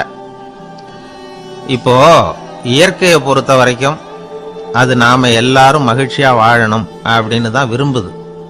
விலங்குகள், பறவைகள், தாவரங்கள், அப்புறம் மற்ற உயிரினங்கள் எல்லாமும் நல்லபடியா இருக்கணும் அப்படிங்கிறது தான் இயற்கையோட விருப்பம். அதுல ஒன்றும் சந்தேகம் இல்லை. இயற்கையோட அமைப்பை கொஞ்சம் கவனிச்சு பார்த்தா அதை நாம நல்லா புரிஞ்சுக்கலாம். இருந்தாலும் இந்த ஆள் சொன்னதை கேட்ட பிறகுதான் ஒரு முக்கியமான வேறுபாடு புரிஞ்சுது. அதாவது இந்த உலகத்துல உள்ள முக்கியமான பிரச்சனைகள் 6. அந்த 6 பிரச்சனைகளும் ஆடு மாடுகளுக்கு கிடையாது, மரம் செடி கொடிகளுக்கு கிடையாது. ஆனா மனுஷன் அந்த 6 பிரச்சனைகளையும் சந்திக்க வேண்டியிருக்கு. சரி, அந்த 6 பிரச்சனைகள் என்னென்ன தெரியுமா? முதல்ல இந்த ஆடு மாடுலாம் நமக்குன்னு சொந்தமா ஒரு வீடு இல்லையே அப்படின்னு கவலைப்பட்டுக்கிட்டு இருக்கிறது இல்ல. ஆனா மனிதனுக்கு வீடு தேவைப்படுது. இது ஒரு வித்தியாசம். இப்ப 2வது பிரச்சனை என்னன்னா ஆடை பிரச்சனை. ஒரு கோழியோ சேவலோ நாம போட்டுக்கிறதுக்கு ஒரு சட்டை இல்லையே அப்படின்னு கவலைப்படுறது இல்ல. ஆனா மனுஷனுக்கு அந்த கவலை உண்டு. சரி, இப்போ மூணாவது என்னன்னு பார்த்தா கல்வி பிரச்சனை. ஒரு பசுமாடு கவலையோட நின்றுகிட்டு இருக்கு அப்படின்னு வச்சுக்குவோம். நீங்க அதுகிட்ட போய் ஏன் பசுமாடை கவலையோட நின்றுகிட்டு இருக்கிற அப்படின்னு கேட்குறீங்க. என் கண்ணுக்குட்டிக்கு எல்கேஜியில் இடம் கிடைக்கல, டொனேஷன் கொடுக்கறதுக்கு கையில் பணமும் கிடையாது, சிபாரிசுக்கு யாரை பிடிக்கிறதுன்னு தெரியல, இப்படியா சொல்லிகிட்டு இருக்கோம். அதுக்கு அந்த கவலையெல்லாம் கிடையாது. ஆனால் மனிதனுக்கு அந்த கவலை உண்டு. நாலாவது என்னன்னு பார்த்தீங்கன்னா வேலை வாய்ப்பு பிரச்சனை. வேலை கிடைக்கலையே அப்படின்னு வேப்ப மரம் கவலைப்படுறதில்ல, ஆனால் மனுஷன் கவலைப்படுறான். ஐந்தாவது என்னன்னு பார்த்தா கல்யாண பிரச்சனை. எருமை மாடு பசுமாடு எல்லாம் பொண்ணுக்கு மாப்பிள்ளை தேடிக்கிட்டாலே இது பேப்பரில் மணமகன் தேவை அப்படின்னு விளம்பரமாக கொடுக்குது, அதெல்லாம் கிடையாது. ஆறாவது என்னன்னு பார்த்தீங்கன்னா பணம் சம்பந்தமான பிரச்சனை. ஆடு மாடுலாம் பணத்தை சேமிக்கணும்னோ ஏதாவது நிதி நிறுவனத்தில் முதலீடு பண்ணணும்னோ நினச்சிக்கிட்டு இருக்கிறதில்ல. பணத்தை எப்படி காப்பாத்துறது அப்படிங்கிற கவலையும் அதுகளுக்கு கிடையாது. குதிரை குளம்போட பிறக்குது, அதனால அது காடு மேடெல்லாம் கவலை இல்லாமல் தெரியலாம். ஆடு உடம்புல ரோமத்தோட பிறக்குது, அதனால அது குளிரை பற்றி கவலைப்பட வேண்டிய அவசியம் இல்லை. ஆனால் மனுஷனை பார்த்தீங்கன்னா அவன் தான் ஒன்றுமில்லாமல் பிறக்கிறான். ஏன் இந்த பாகுபாடு அப்படின்னு கேட்டால் இதை பற்றி கொஞ்சம் சிந்திச்சு பார்க்கணும். அதாவது இந்த சந்தேகத்தை ஒரு பெரியவர்கிட்டையும் கேட்டேன், அவர் சொன்னார் இதுக்கு பதில். அவர் இதே கேள்வியை இயற்கை கிட்ட கேட்டாராம். இயற்கை பதில் சொல்லிச்சான், வேற யாருக்கும் கொடுக்காத ஒரு வலுவான கருவியை, ஒரு பவர்ஃபுல் வெப்பன் மனுஷனுக்கு கொடுத்துருக்கிறேன்னு, அந்த கருவியை உபயோகப்படுத்தி அந்த 6 பிரச்சனை மட்டும் இல்லை 6 கோடி பிரச்சனைகள் இருந்தாலும் அதையெல்லாம் சமாளிக்கலாம். அது கருவி என்ன தெரியுமா? அதுதான் 6வது அறிவு. அதை உபயோகப்படுத்தினா காலுக்கு செருப்பு தயார் பண்ணிக்கலாம், குளிருக்கு போர்வை தயார் பண்ணிக்கலாம், என்ன வேணும்னாலும் செய்யலாம் அப்படின்னு இயற்கை பதில் சொல்லிச்சான்.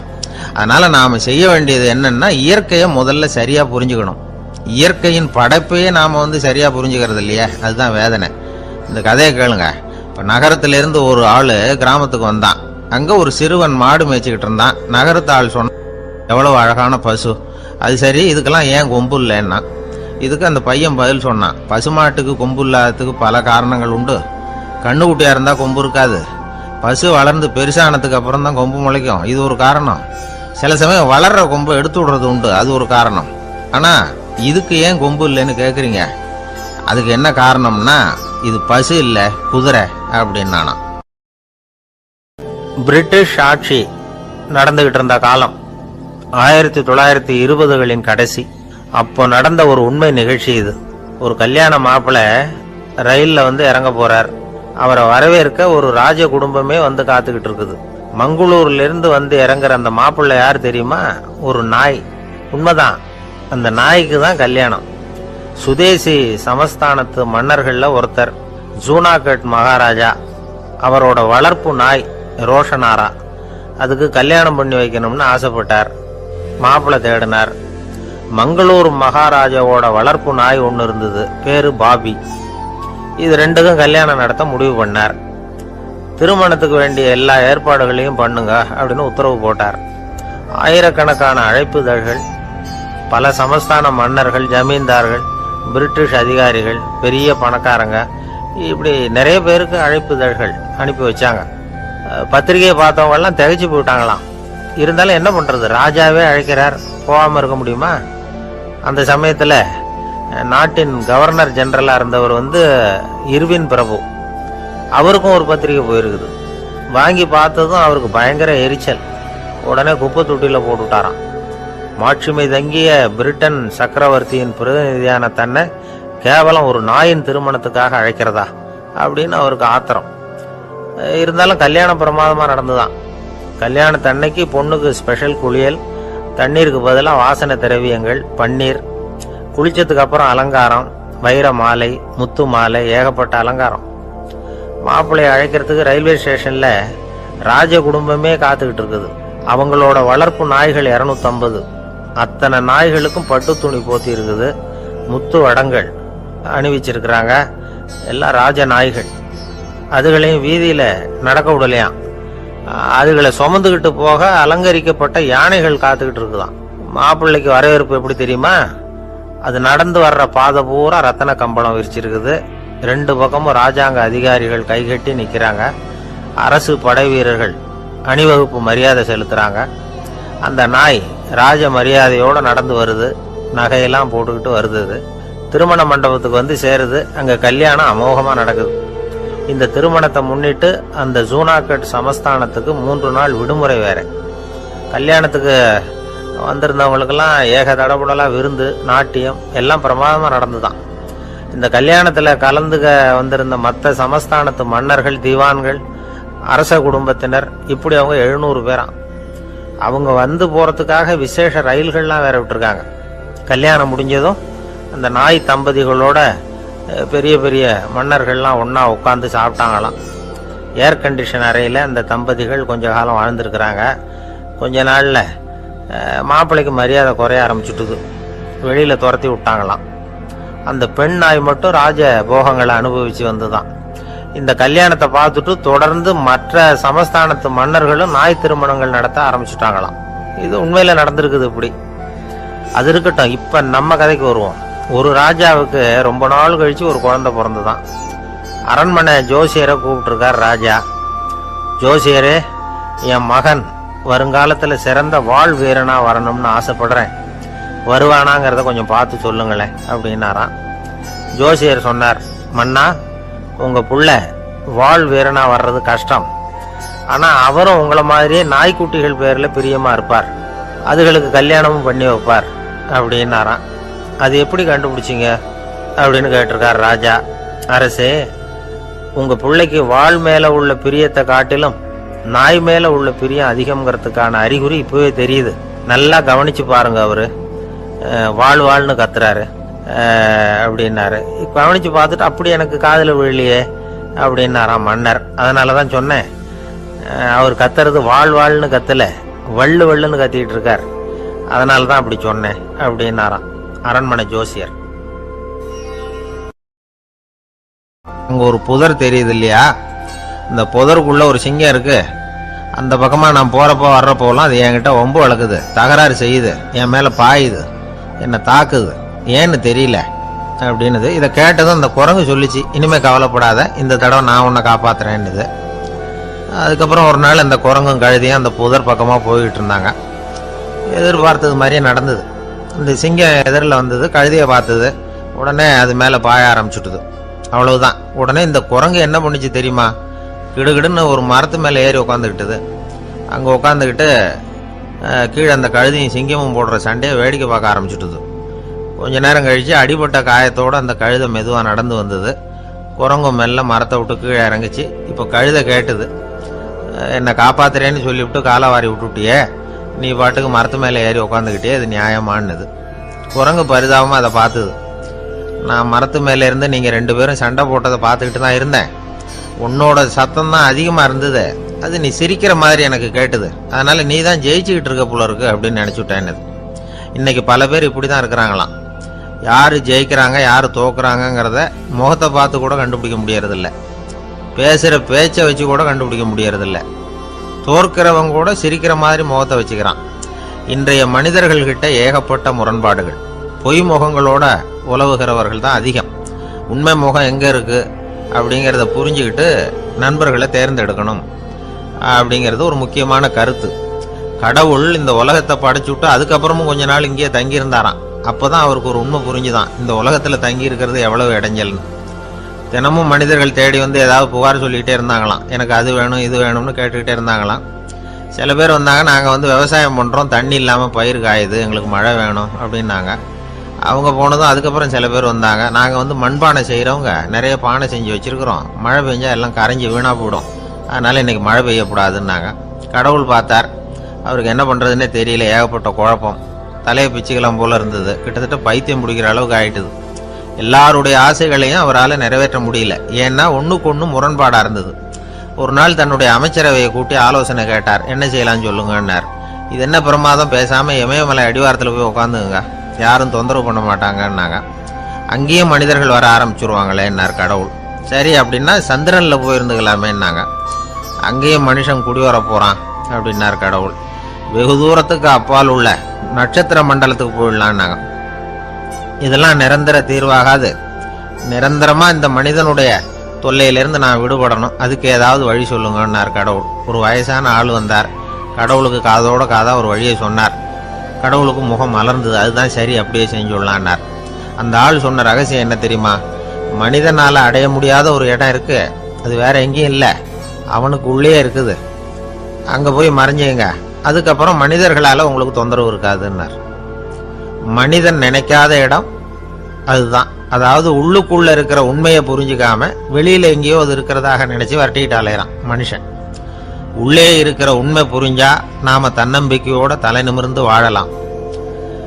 வேடிக்கையா ஒரு கதை சொல்லுவாங்க. இதை பாருங்க, நம்ம பையன் எங்க பணம் வச்சாலும் எடுத்து விடுறான், என்ன பண்றதுன்னாங்க அம்மா. அப்பா கொஞ்ச நேரம் யோசனை பண்ணார். அதுக்கப்புறம் சொன்னார், அவன் கண்ணுல படாத இடமா நம்ம வீட்டில் இருக்கிறது ஒரே இடம் தான், அங்கே பணத்தை வை திருட்டு போகாதுன்னார். அது எந்த இடம்னு கேட்டாங்க. அதுதான் அவன் பாட புஸ்தகம், அதில் வச்சிரு, அவன் தொடவே மாட்டான். பாட புத்தகத்தை தொடாமல் பரீட்சையில் வெற்றி பெற முடியாது அப்படிங்கிறத புரிஞ்சுக்கணும். உள்ளே இருக்கிற உண்மையை தொடாமல் வாழ்க்கையில் வெற்றி பெற முடியாது. அதனால உண்மையை புரிஞ்சுக்கிட்டா வாழ்க்கையில் வெற்றி நிச்சயம். கத்தியை தீட்டாதே புத்தியை தீட்டு அப்படின்னு ஒரு பெரியவர் புத்தி சொன்னார். அதை கேட்ட ஒரு இளைஞன், அது எப்படி பெரியவரை புத்தியை தீட்டுறது? கத்தியை தீட்டுன்னு சொன்னா ஒரு கருங்கல்ல கத்தியை தேய்க்கலாம், புத்தியை தீட்டுன்னு சொன்னா எப்படி தலையை கொண்டுட்டு போய் தரையில தேய்ச்சிட்டு இருக்க முடியுமா அப்படின்னா. அந்த பெரியவர் உடனே புரிஞ்சுக்கிட்டார், இந்த இளைஞனுக்கு புத்தி கூர்மை கம்மி அப்படிங்கிறத புரிஞ்சுக்கிட்டார். அது சரி, அறிவுக்கும் புத்திசாலித்தனத்துக்கும் என்ன வித்தியாசம்? இது ஒரு முக்கியமான கேள்வி. அறிவுன்னா என்ன, புத்திசாலித்தனம்னா என்ன? இதே கேள்வியை சாக்ரட்டிஸ் கிட்ட அவருடைய சீடன் ஒருத்தன் கேட்டானா. ஐயா, அறிவுக்கும் புத்திசாலித்தனத்துக்கும் என்னங்க வித்தியாசம் அப்படின்னு கேட்டிருக்கான். சாக்ரட்டிஸ் நிமிர்ந்து பார்த்துருக்கிறார் அந்த சீடனை. அதுக்கப்புறம் சொன்னாராம், நான் சொல்றேன் உன்னுடைய கேள்விக்கு பதில், ஆனா அதுக்கு முன்னாடி நீ ஒரு காரியம் பண்ணணும்னாராம். என்னங்க செய்யணும் சொல்லுங்கன்னு இருக்கான். அதோ பாரு, ஒரு பெரியவர் உட்காந்துருக்கிறாரு, அவர்கிட்ட போ, இங்கேருந்து பக்கத்தில் இருக்கிற அந்த கிராமத்துக்கு போய் சேர எவ்வளவு நேரம் ஆகும் அப்படின்னு கேட்டுட்டு வா அப்படி சொன்னார் சாக்ரட்டிஸ். சரின்னு சொல்லிவிட்டு இவன் போனான். அந்த பெரியவர் முன்னாடி போய் நின்னான். ஏங்க பெரியவரை, இங்கேருந்து அதோ தெரியுத அந்த கிராமத்துக்கு போய் சேர்றதுக்கு எவ்வளவு நேரம் ஆகும் அப்படின்னு கேட்டான். பெரியவர் நிமிர்ந்து பார்த்தார், ஆனால் பதில் எதுவும் சொல்லலை. இவன் மறுபடியும் ஒரு தடவை அதே கேள்வி அவர்கிட்ட கேட்டான். என்னங்க, நான் கேட்குறது உங்கள் காதில் விழுதா? அந்த கிராமத்துக்கு போய் சேர்றதுக்கு எவ்வளோ நேரம் ஆகும் அப்படின்னு சொல்லி மறுபடியும் கேட்டான். அப்பவும் அவர் பதில் சொல்லலை. உடனே அவன் மனசுக்குள்ளே முடிவு பண்ணிக்கிட்டான், சரி பெரியவர் ஒரு மாதிரியாக தெரிகிறார், புத்தி சுவாதீனம் சரியில்லாத ஒரு மாதிரி தெரியுது அப்படின்னு நினச்சிக்கிட்டே வந்த வழியிலே திரும்பி வந்துட்டான். கொஞ்சம் தூரம் நடந்திருப்பான். இப்போ அந்த பெரியவர் மறுபடியும் கூப்பிட்டார், இளைஞனே இப்படி வாழ்னார். இவனுக்கு ஒன்றும் புரியல. மறுபடியும் திரும்பி நடந்தான். அவர் முன்னாடி போய் நின்னான். பெரியவர் சொன்னார், தம்பி, இங்கேருந்து அந்த கிராமத்துக்கு போய் சேர்றதுக்கு 5 நிமிஷம் ஆகும் அப்படின்னார். இப்போ அந்த இளைஞன் அந்த முதியவரை ஒரு மாதிரியாக பார்க்க ஆரம்பித்தான். அதுக்கப்புறம் கொஞ்சம் யோசித்தான். பிறகு அவர்கிட்டே கேட்டுட்டான், ஏங்க பெரியவரை, இதே பதிலை அப்போவே என்கிட்ட சொல்லியிருக்கலாமே, என்னை திரும்பி போன்னு சொல்லிவிட்டு பாதி தூரம் போனதுக்கப்புறம் மறுபடியும் கூப்பிட்டு அதுக்கப்புறம் இப்படி சொல்கிறீங்களே, இது நியாயமா அப்படின்னா. பெரியவர் சிரிச்சார். அதுக்கப்புறம் சொன்னார், ஏன்பா, நீ எவ்வளவு வேகமாக நடக்கிறேங்கிறத பார்க்காம நீ கிராமத்துக்கு போய் சேர வேண்டிய நேரத்தை எப்படி என்னால் சொல்ல முடியும்? அதனால தான் உன்னை கொஞ்சம் தூரம் நடக்க விட்டு உன்னுடைய நடையின் வேகம், அந்த கிராமம் இருக்கிற தூரம் ரெண்டையும் கணக்கு போட்டு அதுக்கப்புறம் நேரத்தை சொன்னேன்னார். சீடன் தலை குனிந்தான். அப்படியே திரும்பி சாக்ரட்டிஸ் முன்னாடி நின்னான். சாக்ரட்டிஸ் இப்போ சொல்றார், தம்பி, அதுக்கு பேர் தான் புத்திசாலித்தனம். இந்த அறிவு கூர்மை எல்லா இளைஞர்களுக்கும் வரணும் அப்படிங்கிறதுக்காகத்தான் கத்தியை தீட்டாத புத்தியை தீட்டு அப்படின்னு பெரியவங்கள்லாம் சொல்லிட்டு இருக்கிறாங்க. புத்தியை தீட்டுறவங்கெல்லாம் வாழ்க்கையில் அறிவாளியாராங்க, தீட்டாதவங்க கோமாளியாராங்க. இதுதான் இன்னைக்கு நடக்கிறது. அதனால அறிவு கூர்மைங்கிறது வேற. இந்த காலத்து ஆசாமி ஒருத்தர் இன்னொருத்தரை பார்த்து கேட்டார், ஏங்க, ஒரு விமானம் இங்கேருந்து புறப்பட்டு 2 மணி நேரத்தில் மதுரைக்கு போய் சேருது. நல்லா கவனிங்க, ஒரு விமானம் இங்கேருந்து புறப்பட்டு 2 மணி நேரத்தில் மதுரைக்கு போய் சேருது அப்படின்னா என்னோட வயசு என்னன்னு கேட்டார். இவர் கேட்கறதுல ஏதாவது அர்த்தம் இருக்கா? அதாவது இங்கேருந்து புறப்பட்டு 2 மணி நேரம் ஆகுது மதுரைக்கு போகிறதுக்கு, அப்படின்னா என் வயசு என்னன்னு கேட்குறாரு. இதை கேட்ட உடனே அவர் பதில் சொன்னார், அப்படின்னா உங்களோட வயசு 20 அப்படின்னார். எப்படிங்க அவ்வளவு கரெக்டாக சொன்னீங்க அப்படின்னு கேட்டார். வேற ஒன்றும் இல்லை, எங்கள் பக்கத்து வீட்டில் ஒரு முழு பைத்தியம் இருக்கு, அதோட வயசு 40, அப்படின்னா உன் வயசு 20 தான் இருக்கணும் அப்படின்னார். அரை பைத்தியம்னு முடிவு பண்ணிக்கிட்டார். அதனால வாழ்க்கையில் அறிவு கூர்மைங்கிறது ரொம்ப அவசியம். அந்த புத்திசாலித்தனம் இருக்கிறவங்க வாழ்க்கையில் வெற்றி பெறுவது நிச்சயம். சாலை ஓரமா அழுதுகிட்டு உட்காந்துருந்தான். பிச்சை எடுத்து சாப்பிட்ற ஒருத்தன் அந்த பக்கமா வந்தான். இவனை பார்த்தான். ஏன் அழுதுகிட்டு உட்காந்துருக்கிற, என்னாச்சு உனக்கு அப்படின்னு கேட்டான். அதுக்கு இவன் சொன்னான், என்கிட்ட ஒன்றுமே இல்லை, நான் இந்த உலகத்தில் இருந்து என்ன பிரயோஜனம், அதனால தான் அழுதுகிட்டு இருக்கிறேன் அப்படின்னா.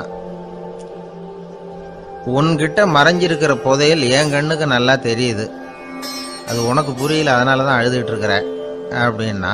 என்னது புதையல் இருக்குதா, உன் கண்ணுக்கு தெரியுதா அப்படின்னு கேட்டான். ஆமாம் எனக்கு தெரியுது, அந்த புதையலை நீ விற்கிறதுக்கு தயாராக இருக்கிறியா அப்படின்னு கேட்டான் இவன். இதை கேட்டதும் அந்த இளைஞனுக்கு ரொம்ப ஆச்சரியமாக போச்சு. என்னது இப்படி கேட்குறானே அப்படின்னு. என்கிட்ட ஒரு காசு கூட இல்லையே, அப்படி இருக்கிறப்போ புதையல் எங்கேருந்து வந்தது அப்படின்னா. இந்த நேரத்தில் அந்த பிச்சைக்காரன் சிரிச்சான். இப்படி தான் இந்த உலகத்தில் எல்லாரும் சொல்லிகிட்டு இருக்கிறாங்க, என்கிட்ட ஒன்றுமே இல்லை ஒன்றுமே இல்லைன்னு சொல்லி.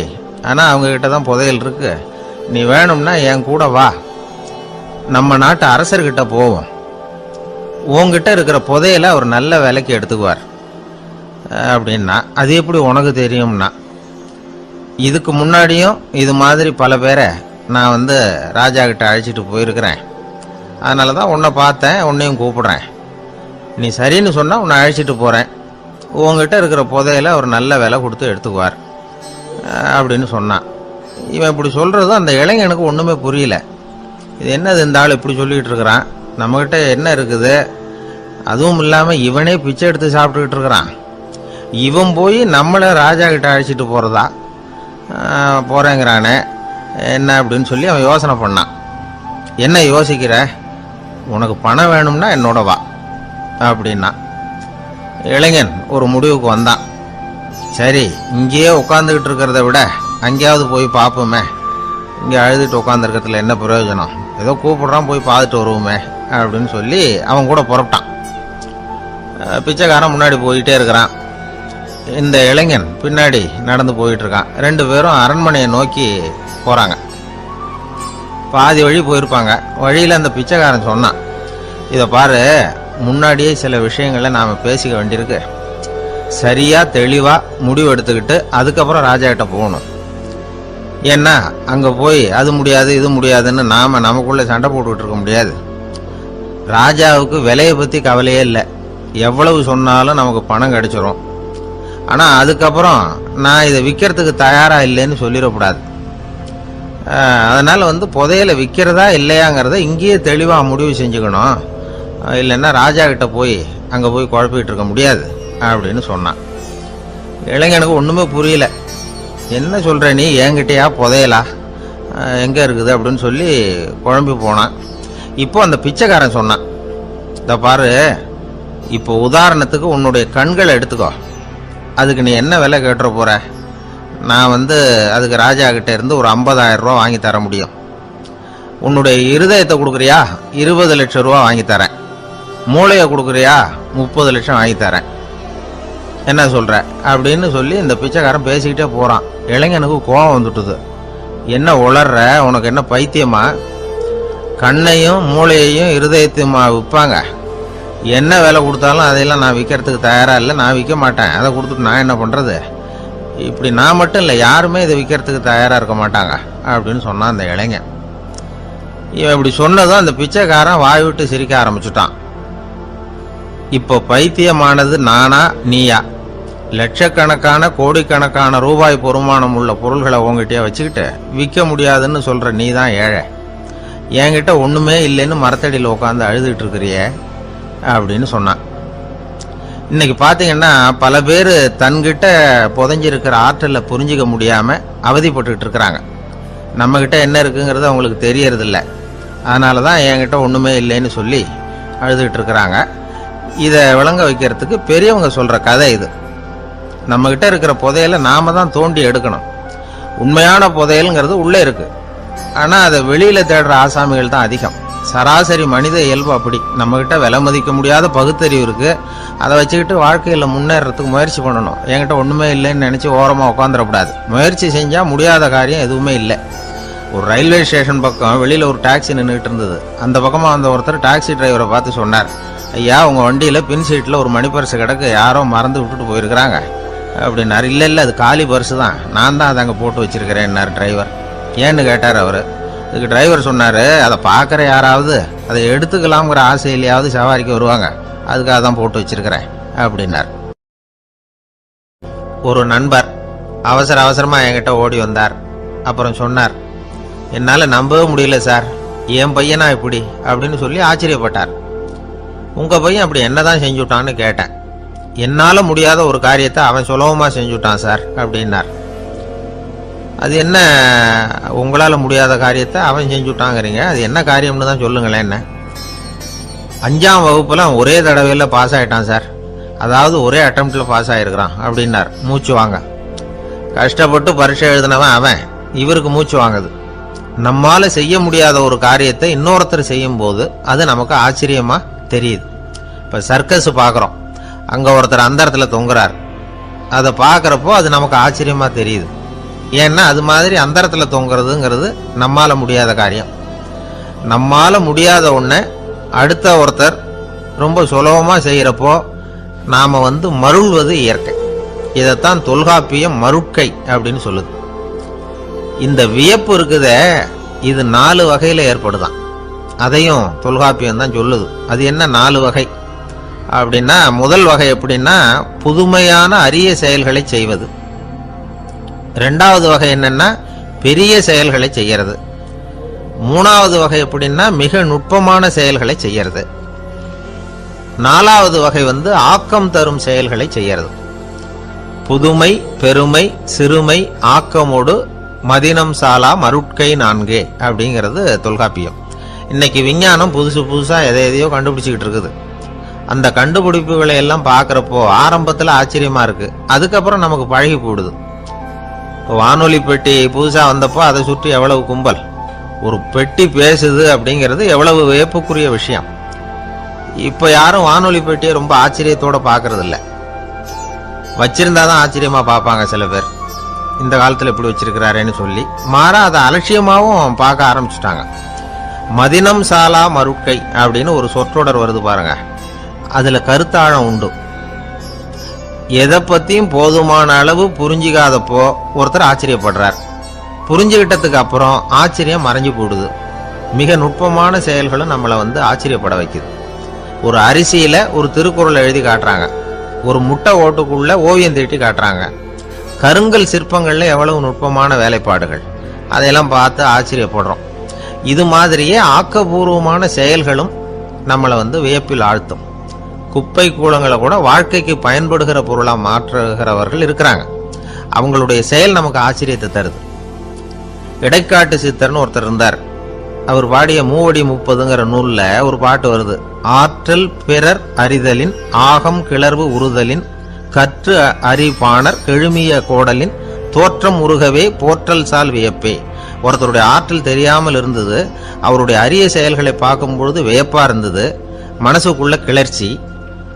பாவலர்கள் இவர்கள் புகழப்பாடி மற்றவர்களும் தெரிந்து கொள்ளுமாறு செய்கிறார்கள்.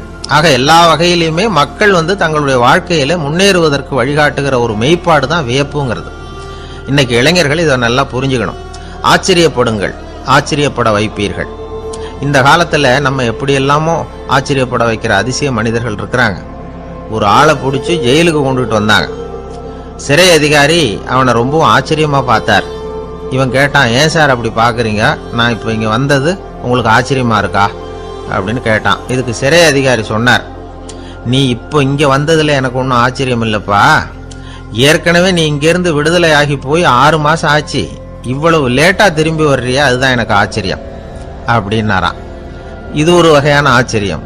ஆனா வாழ்க்கையில வியப்புங்கிறது ஒரு தேவைப்படுகிற மெய்ப்பாடு. ஆச்சரியப்படுவோம், ஆச்சரியப்பட வைப்போம். அப்படி இந்த உண்மையை புரிந்து கொண்டோம்னா நம்ம வாழ்க்கையில வெற்றி நிச்சயம். ஒரு சின்ன பையன் வந்தான். அவனை பார்த்து ஒரு கேள்வி கேட்டோம். ஏன்ப்பா உங்க வீட்டுல அம்மா புத்திசாலியா அப்பா புத்திசாலியா அப்படின்னு. அவன் அலட்சியமா நம்மளை பார்த்து சிரிக்கிறான். என்ன சார் இது, இந்த காலத்துல இது கூட தெரியாம இருக்கிறீங்களே அப்படிங்கிறான். ஒரு சின்ன பையன் நம்மளை பார்த்து இப்படி கேட்டு விட்டானே அப்படின்னு நினைக்கிறப்போ நமக்கு ஒரு மாதிரி ஆயிடும். அதுக்கப்புறம் தான் இந்த தாத்தா பாட்டி எல்லாம் சொல்ற ஒரு கதை ஞாபகத்துக்கு வந்தது. அது என்ன கதை தெரியுமா? ஒரு ஊர்ல ஒரு அம்மாவும் பிள்ளையும் இருந்தாங்களாம். அந்த மகனுக்கு திடீர்னு தேசாந்திரம் போய் வரணும்னு ஆசை வந்துட்டுது. ஊர் ஊரா போய் சுத்தி பார்க்கணுங்கிற ஆசை. அந்த அம்மாவுக்கு இது பிடிக்கல. மகனை புரிஞ்சிருக்கிறதுக்கு அவங்க மனசு இடம் கொடுக்கல. வேணாப்பான்னு சொல்லி பார்த்தாங்க, அவன் கேட்கல. திடீர்னு புறப்படவும் செஞ்சுட்டான். சரி, இனிமே அவனை தடுக்க முடியாதுன்னு முடிவு பண்ணிட்டாங்க அந்த அம்மா. இருந்தாலும் புத்திசாலித்தனமா ஒரு யோசனை பண்ணாங்க. மகனை கிட்டத்துல கூப்பிட்டாங்க. அவங்ககிட்ட சொன்னாங்க, இதை பாருப்பா, நீ தேசாந்தரம் போறதுன்னு தீர்மானம் பண்ணி விட்ட, அதை நான் தடுக்கல, போயிட்டு வந்துடும். ஆனா போறதுக்கு முன்னாடி எனக்கு ஒரு வாக்குறுதி கொடுத்துட்டு போ அப்படின்னாங்க. போறப்போ ராத்திரியா இருந்தாலும் பகலா இருந்தாலும் சரி, புளிய மரத்து நிழல்ல தான் தங்கணும். திரும்பி வர்றப்போ இரவும் பகலும் நீ வேப்ப மரத்து நிழல்லே தங்கணும் அப்படின்னாங்க. சரி, அப்படியே செய்யறேன்னு சொல்லி வாக்குறுதி கொடுத்தான் பையன். புறப்பட்டு போனான். போற வழியில புளிய மரத்து நிழல்லே தங்கினான், தூங்கினான். அப்படி போயிட்டே இருந்தான். 7வது நாள் அவன் உடம்பு சுகம் இல்லாம போயிட்டுது. ரொம்பவும் பலவீனமாயிட்டான். இனிமே நடக்க முடியாதுங்கிற நிலைமை வந்துட்டுது. யோசிச்சு பார்த்தான். சரி, இதுக்கு மேல போக வேண்டாம் அப்படின்னு முடிவு பண்ணிட்டு திரும்பி வர ஆரம்பிச்சுட்டான். திரும்பி வர்றப்போ வழியில வேப்ப மரத்து நிழல்லையே தங்கி தங்கி வந்தான். நாளுக்கு நாள் உடம்பு சரியா வந்துட்டுது. 7வது நாள் வீட்டுக்கு சேர்றான். உடம்பு பழையபடியே கலகலப்பாயிட்டுது. பூரண சுகம். தேசாந்திரம் போன பையன் திரும்பி வந்துட்டானே அப்படின்னு அந்த அம்மா ஆச்சரியப்படல. ஏன்னா அவங்களுக்கு தெரியும் இப்படி ஆகும்னு. பையன் சீக்கிரமா திரும்பி வரணுங்கிறதுக்காக தான் அவங்க அந்த யோசனையை சொன்னாங்க. என்ன விஷயம்ங்கிறதையும் அவங்களே சொன்னாங்க. மகனே, புளிய மரத்து நிழல் உடம்புக்கு உஷ்ணத்தை கொடுக்கும், சீக்கம் உண்டாக்கும். அதனால நீ தொடர்ந்து புளிய மரத்து நிழல்ல தங்கினாவே நோய்க்கு ஆளாயிட்ட. அதனால நல்ல பயணத்தை முடிச்சுக்கிட்டு திரும்பி வரணுங்கிற முடிவுக்கு வந்துட்ட. திரும்பி வர்றப்போ நீ தங்கினது வேப்ப மரத்து நிழல். அது உடம்புக்கு குளிர்ச்சியை தரக்கூடியது, நோயை தீர்க்கக்கூடியது. அதனால சுகமா வீட்டுக்கு சேர்ந்துட்ட. உன்னோட தேசாந்திர பயணத்தை தடுக்கிறதுக்காக தான் இப்படி பண்ணனேன் அப்படின்னாங்களாம் அந்த அம்மா. பாத்தீங்களா அம்மாவோட புத்திசாலித்தனத்தை? அப்பாவா இருந்தா இப்படியா பண்ணுவார்? ஒரு அப்பா பையன்கிட்ட 10 ரூபா கொடுத்து இதை எடுத்துக்கிட்டு அடுத்த ஊருக்கு போய் அங்க இருக்கிற மாமா கிட்ட இதை கொடுத்துட்டு வாடா, வழியில எங்கேயாவது மரத்தடியில படுத்து தூங்கி விடாத அப்படின்னு எச்சரிக்கை பண்ணி அனுப்புனாராம். பையனுக்கு எச்சரிக்கையா வாழறது எப்படிங்கிறத கத்து கொடுக்கறதுக்காக இப்படி பண்ணார். அவன் பணத்தை வாங்கிட்டு போனான். அப்பா சொன்னதை மறந்துட்டு ஒரு மரத்தடியில படுத்து தூங்கிட்டான். அவனுக்கு தெரியாம அவன் பின்னாடியே போன அப்பா அவன் கையில இருந்த அந்த 10 ரூபாய நைஸா எடுத்துட்டு வந்துட்டார். அவன் பையில தானே வச்சிருந்தான், அது தெரியாம எடுத்துட்டு வந்துட்டார். அவன் தூங்கிட்டு இருக்கான். எடுத்துட்டு ஒரு மறுபடியும் வீட்டுக்கு வந்துட்டார். பையன் முழிச்சுக்கிட்டு பைய தடவி பார்க்கறான், பணத்தை காணும். அழுதுகிட்ட திரும்பி வந்தான். அப்பா கிட்ட விஷயத்த சொன்னான். அப்பா சிரிச்சுக்கிட்டே சொன்னார், அதுக்குதான்ப்பா ஆரம்பத்திலேயே எச்சரிக்கை பண்ணினேன், இனிமேலாவது நீ ஜாக்கிரதையா இருக்கணும் அப்படிங்கிறதுக்காக தான் இப்படி பண்ணினேன். அந்த பணம் எங்கேயும் போயிடல, நான் தான் அதை உனக்கு தெரியாம எடுத்து வச்சிருக்கிறேன். இதோ பாரு அப்படின்னு சொல்லிட்டு சைடு பாக்கெட்ல கைய விட்டா அது ஓட்டையா இருக்கு. அதை எவனோ ஏற்கனவே கத்திரிச்சு எடுத்துட்டு போயிட்டான். இப்ப அப்பா முகத்துல அசடு வழிஞ்சுதான். சில பேரை இப்படி சொல்றது உண்டு, அடுத்தவங்களை அனுசரிச்சு நடந்தது தெரியல, அவன் என்ன சார் மனுஷன் அப்படிம்பாங்க. சக மனிதர்களோட எப்படி பழகிறது அப்படின்னு தெரியாதனாலேயே பல பேர் இன்னைக்கு சங்கடப்பட்டு இருக்கிறாங்க. வசதி வாய்ப்பெல்லாம் சரியா இருக்கும், ஆனா வாழ்க்கை சரியா இருக்காது. இன்னொருத்தர்கிட்ட எப்படி பேசுறது பழகிறதுங்கிறது தெரியாதனாலதான் இந்த அவஸ்தை. சரி, இந்த அவஸ்தை இல்லாம வாழறது எப்படி? இதுக்கு அனுபவசாலிகள் சில வழிமுறைகளை சொல்றாங்க. அதெல்லாம் என்னென்னங்கிறத இப்ப தெரிஞ்சுக்குவோம். முதல்ல நம்ம நாக்கு நம்ம கண்ட்ரோல்ல இருக்கணும். வார்த்தைகளை கொட்டி விட்டு அதுக்கப்புறம் அள்ள முடியாம கடந்து கஷ்டப்படக்கூடாது. எப்படி பேசுறோங்கிறதும் முக்கியம், பேசுறப்ப எப்படி முகத்தை வச்சிருக்கிறோங்கிறதும் முக்கியம். அன்பா பேசினாலும் நல்லா இருக்கும். அப்படி பேசுறப்ப ஆதரவா அவர் தோள் மேல ஒரு கையை போட்டுக்கிட்டு பேசினா இன்னமும் நல்லா இருக்கும். 2வது விஷயம், இன்னொருத்தர்கிட்ட பேசுறப்போ வாக்குறுதிகளை அள்ளி வீசக்கூடாது. கொடுக்கிற வாக்குறுதி குறைச்சலா இருக்கணும். அப்படி கொடுத்த வாக்குறுதியை கண்டிப்பா நிறைவேற்றணும். நாம ஒருத்தரை பாராட்டுறோம் அல்லது அவரை பத்தி அபிப்பிராயம் சொல்றோம்னா அது ஆக்கப்பூர்வமா இருக்கணும். நம்ம பாராட்டு அல்லது விமர்சனம் அடுத்தவருடைய முன்னேற்றத்துக்கு உதவுறது மாதிரி இருக்கணும். நாம சொல்றதை கேட்டுட்டு அவன் தலையில கையை வச்சுட்டு உட்காந்துடக்கூடாது. எப்பவும் உற்சாகமா இருக்கணும், முகம் மலர்ச்சியா இருக்கணும். மனுஷன் இருந்தா வருத்தம், கவலை, ஏமாற்றம் எல்லாம் இருக்கதான் செய்யும். அதெல்லாம் மனசுல இருக்கட்டும். அந்த வருத்தமும் கவலையும் ஏமாற்றமும் சேர்ந்துகிட்டு நம்ம முகத்துல இருக்கிற மலர்ச்சியை மூடி மறைக்கிறதுக்கு நாம இடம் கொடுத்துடக்கூடாது. எந்த விஷயத்த பத்தி யாருகிட்ட பேசினாலும் வெளிப்படையா பேசணும், திறந்த மனசோட பேசணும். மூடி மறைச்சி முன்னு மூங்கிட்டு இருக்கக்கூடாது. இன்னொருத்தர்கிட்ட பேசுறப்போ விவாதம் பண்ணுங்க, அது தப்பு இல்லை. ஆனா வாதாடிக்கிட்டு இருக்கக்கூடாது. அதாவது என்ன சொல்றாங்கன்னா, டிஸ்கஸ் பண்ணலாம், ஆர்கியூ பண்ணக்கூடாது. நம்ம கிட்ட இருக்கிற நல்ல குணங்களை நாம எடுத்து சொல்லிட்டு இருக்கக்கூடாது. அந்த நல்ல குணங்களே நம்மளை பத்தி எடுத்து சொல்லணும். அது மாதிரி நடந்துக்கணும். அதே மாதிரி அடுத்தவங்க கிட்ட உள்ள கெட்ட குணங்களை பத்தி அவசியம் இல்லாம நாம பேச வேண்டியதில்லை. உங்களை பத்தி யாராவது தப்பா பேசுறாங்களா, அப்படி அவங்க பேசுறதுல உண்மை இல்லையா அப்படின்னா அதை நீங்க பொருட்படுத்த வேண்டியதில்லை, விட்டுடலாம். அது தானா போயிடும். ஒரு 4-5 பேரோட பேசிக்கிட்டு இருந்தீங்கன்னா எல்லாருக்கும் முக்கியத்துவம் கொடுங்க, யாரையும் அலட்சியப்படுத்தாதீங்க. தமாஷா பேசலாம், ஆனா உங்க தமாஷ் அடுத்தவங்களை கேலி பண்றதா இருக்கக்கூடாது. நமக்கு கிடைக்க வேண்டியது கிடைக்கலையே அப்படிங்கிற தவிப்பு நம்ம கிட்ட இருக்கக்கூடாது. அது தேவையில்லை. உங்க செயல்பாடுகள் தெளிவா இருக்கட்டும், பாராட்டு தானா அவங்கள தேடிட்டு வரும். இன்னொரு மனுஷனுடைய மனசுல கௌரவமான ஒரு இடத்த பிடிக்கணும்னா நாம இந்த குணத்தை எல்லாம் நம்ம கிட்ட வளர்த்துக்கணும். இதெல்லாம் அனுபவசாலிகள் சொல்லி இருக்கிற குறிப்புகள். இந்த குறிப்புகளை சரியா புரிஞ்சுக்கணும், அது முக்கியம். தப்பா புரிஞ்சுக்கிட்டா என்ன ஆகும் தெரியுமா? இதை கேளுங்க. ஒருத்தர் வந்தார், சார் அடுத்தவங்க தோள் மேல கையை போட்டுக்கிட்டு அன்பா பேசணும்னு சொன்னீங்க, அப்படிதான் பேசினேன். அவரு முதுக கூட தட்டி கொடுத்தேன், என் வேலை போயிட்டுது சார், வீட்டுக்கு அனுப்பிச்சுட்டாங்க அப்படின்னார். யாருகிட்ட அப்படி பேசுனீங்கன்னு கேட்டோம். என் முதலாளி கிட்ட சார் அப்படிங்கிறார் ரொம்ப சோகமா. ஒரு ஆள் இருந்தான், நிறைய பணம் சம்பாதிச்சான், ஆனா செலவு பண்ண மனசு வரல, கருமி. அவன் என்ன பண்ணா, சேர்த்த பணம் பூராவையும் ஒரு மரத்தடியில புதைச்சி வச்சிருந்தான். வாரத்துக்கு ஒரு தடவை அந்த மரத்தடிக்கு வருவான், புதைச்ச இடத்த ஆவலோட பார்த்துக்கிட்டு இருப்பான், அதுக்கப்புறம் போயிடுவான். அவ்வளவுதான். ஒரு நாள் ஒரு திருடன் வந்தான், இவன் புதைச்சி வச்சிருந்ததெல்லாம் எடுத்துட்டு போட்டான். இது தெரிஞ்சு போச்சு. அந்த கருமி புலம்ப ஆரம்பிச்சுட்டான். இவன் புலம்பல கேட்டதும் அக்கம் பக்கத்துல இருந்தவங்க எல்லாம் ஓடி வந்தாங்க. என்ன விஷயம்னு விசாரிச்சாங்க. இவன் சொன்னான். ஒரு பெரியவர் கேட்டார், ஏப்பா வாரம் இந்த இடத்த பாக்குறதாக சொன்னியே, எப்பவாவது இதுல இருக்கிற பணத்தை எடுத்து செலவு பண்ணிருக்கியா அப்படின்னு கேட்டார். நான் அப்பப்போ அதை பாக்குறது தான் வழக்கம், அதை தொட்டதே இல்லைன்னு அவன். சரி அப்படின்னா இப்பவும் நீ அதே மாதிரி வாரம் ஒரு தடவை இந்த இடத்த பார்த்துட்டு போகலாமே அப்படின்னாராம் அந்த பெரியவர். அதுவும் சரிதானே, எவ்வளவு காலமானாலும் அவன் அந்த பணத்தை எடுத்து செலவு பண்ண போறதில்ல. அப்படி இருக்கிறப்ப உள்ளே பணம் இருந்தாலும் ஒண்ணுதான், இல்லாம போனாலும் ஒண்ணுதான். இதுல இருந்து என்ன புரியுதுன்னா, ஒருத்தர்கிட்ட இருக்கிற பணத்தை கொண்டு அவர் பணக்காரரா ஏழையா அப்படின்னு முடிவு செய்யறது சரியில்லை. அந்த செல்வத்தை அனுபவிக்கிற திறன், பயன்படுத்துற திறன், அதை வச்சுதான் அவர் ஏழையா பணக்காரரா அப்படிங்கிறத நிர்ணயம் பண்ணணும். அதுதான் சரி.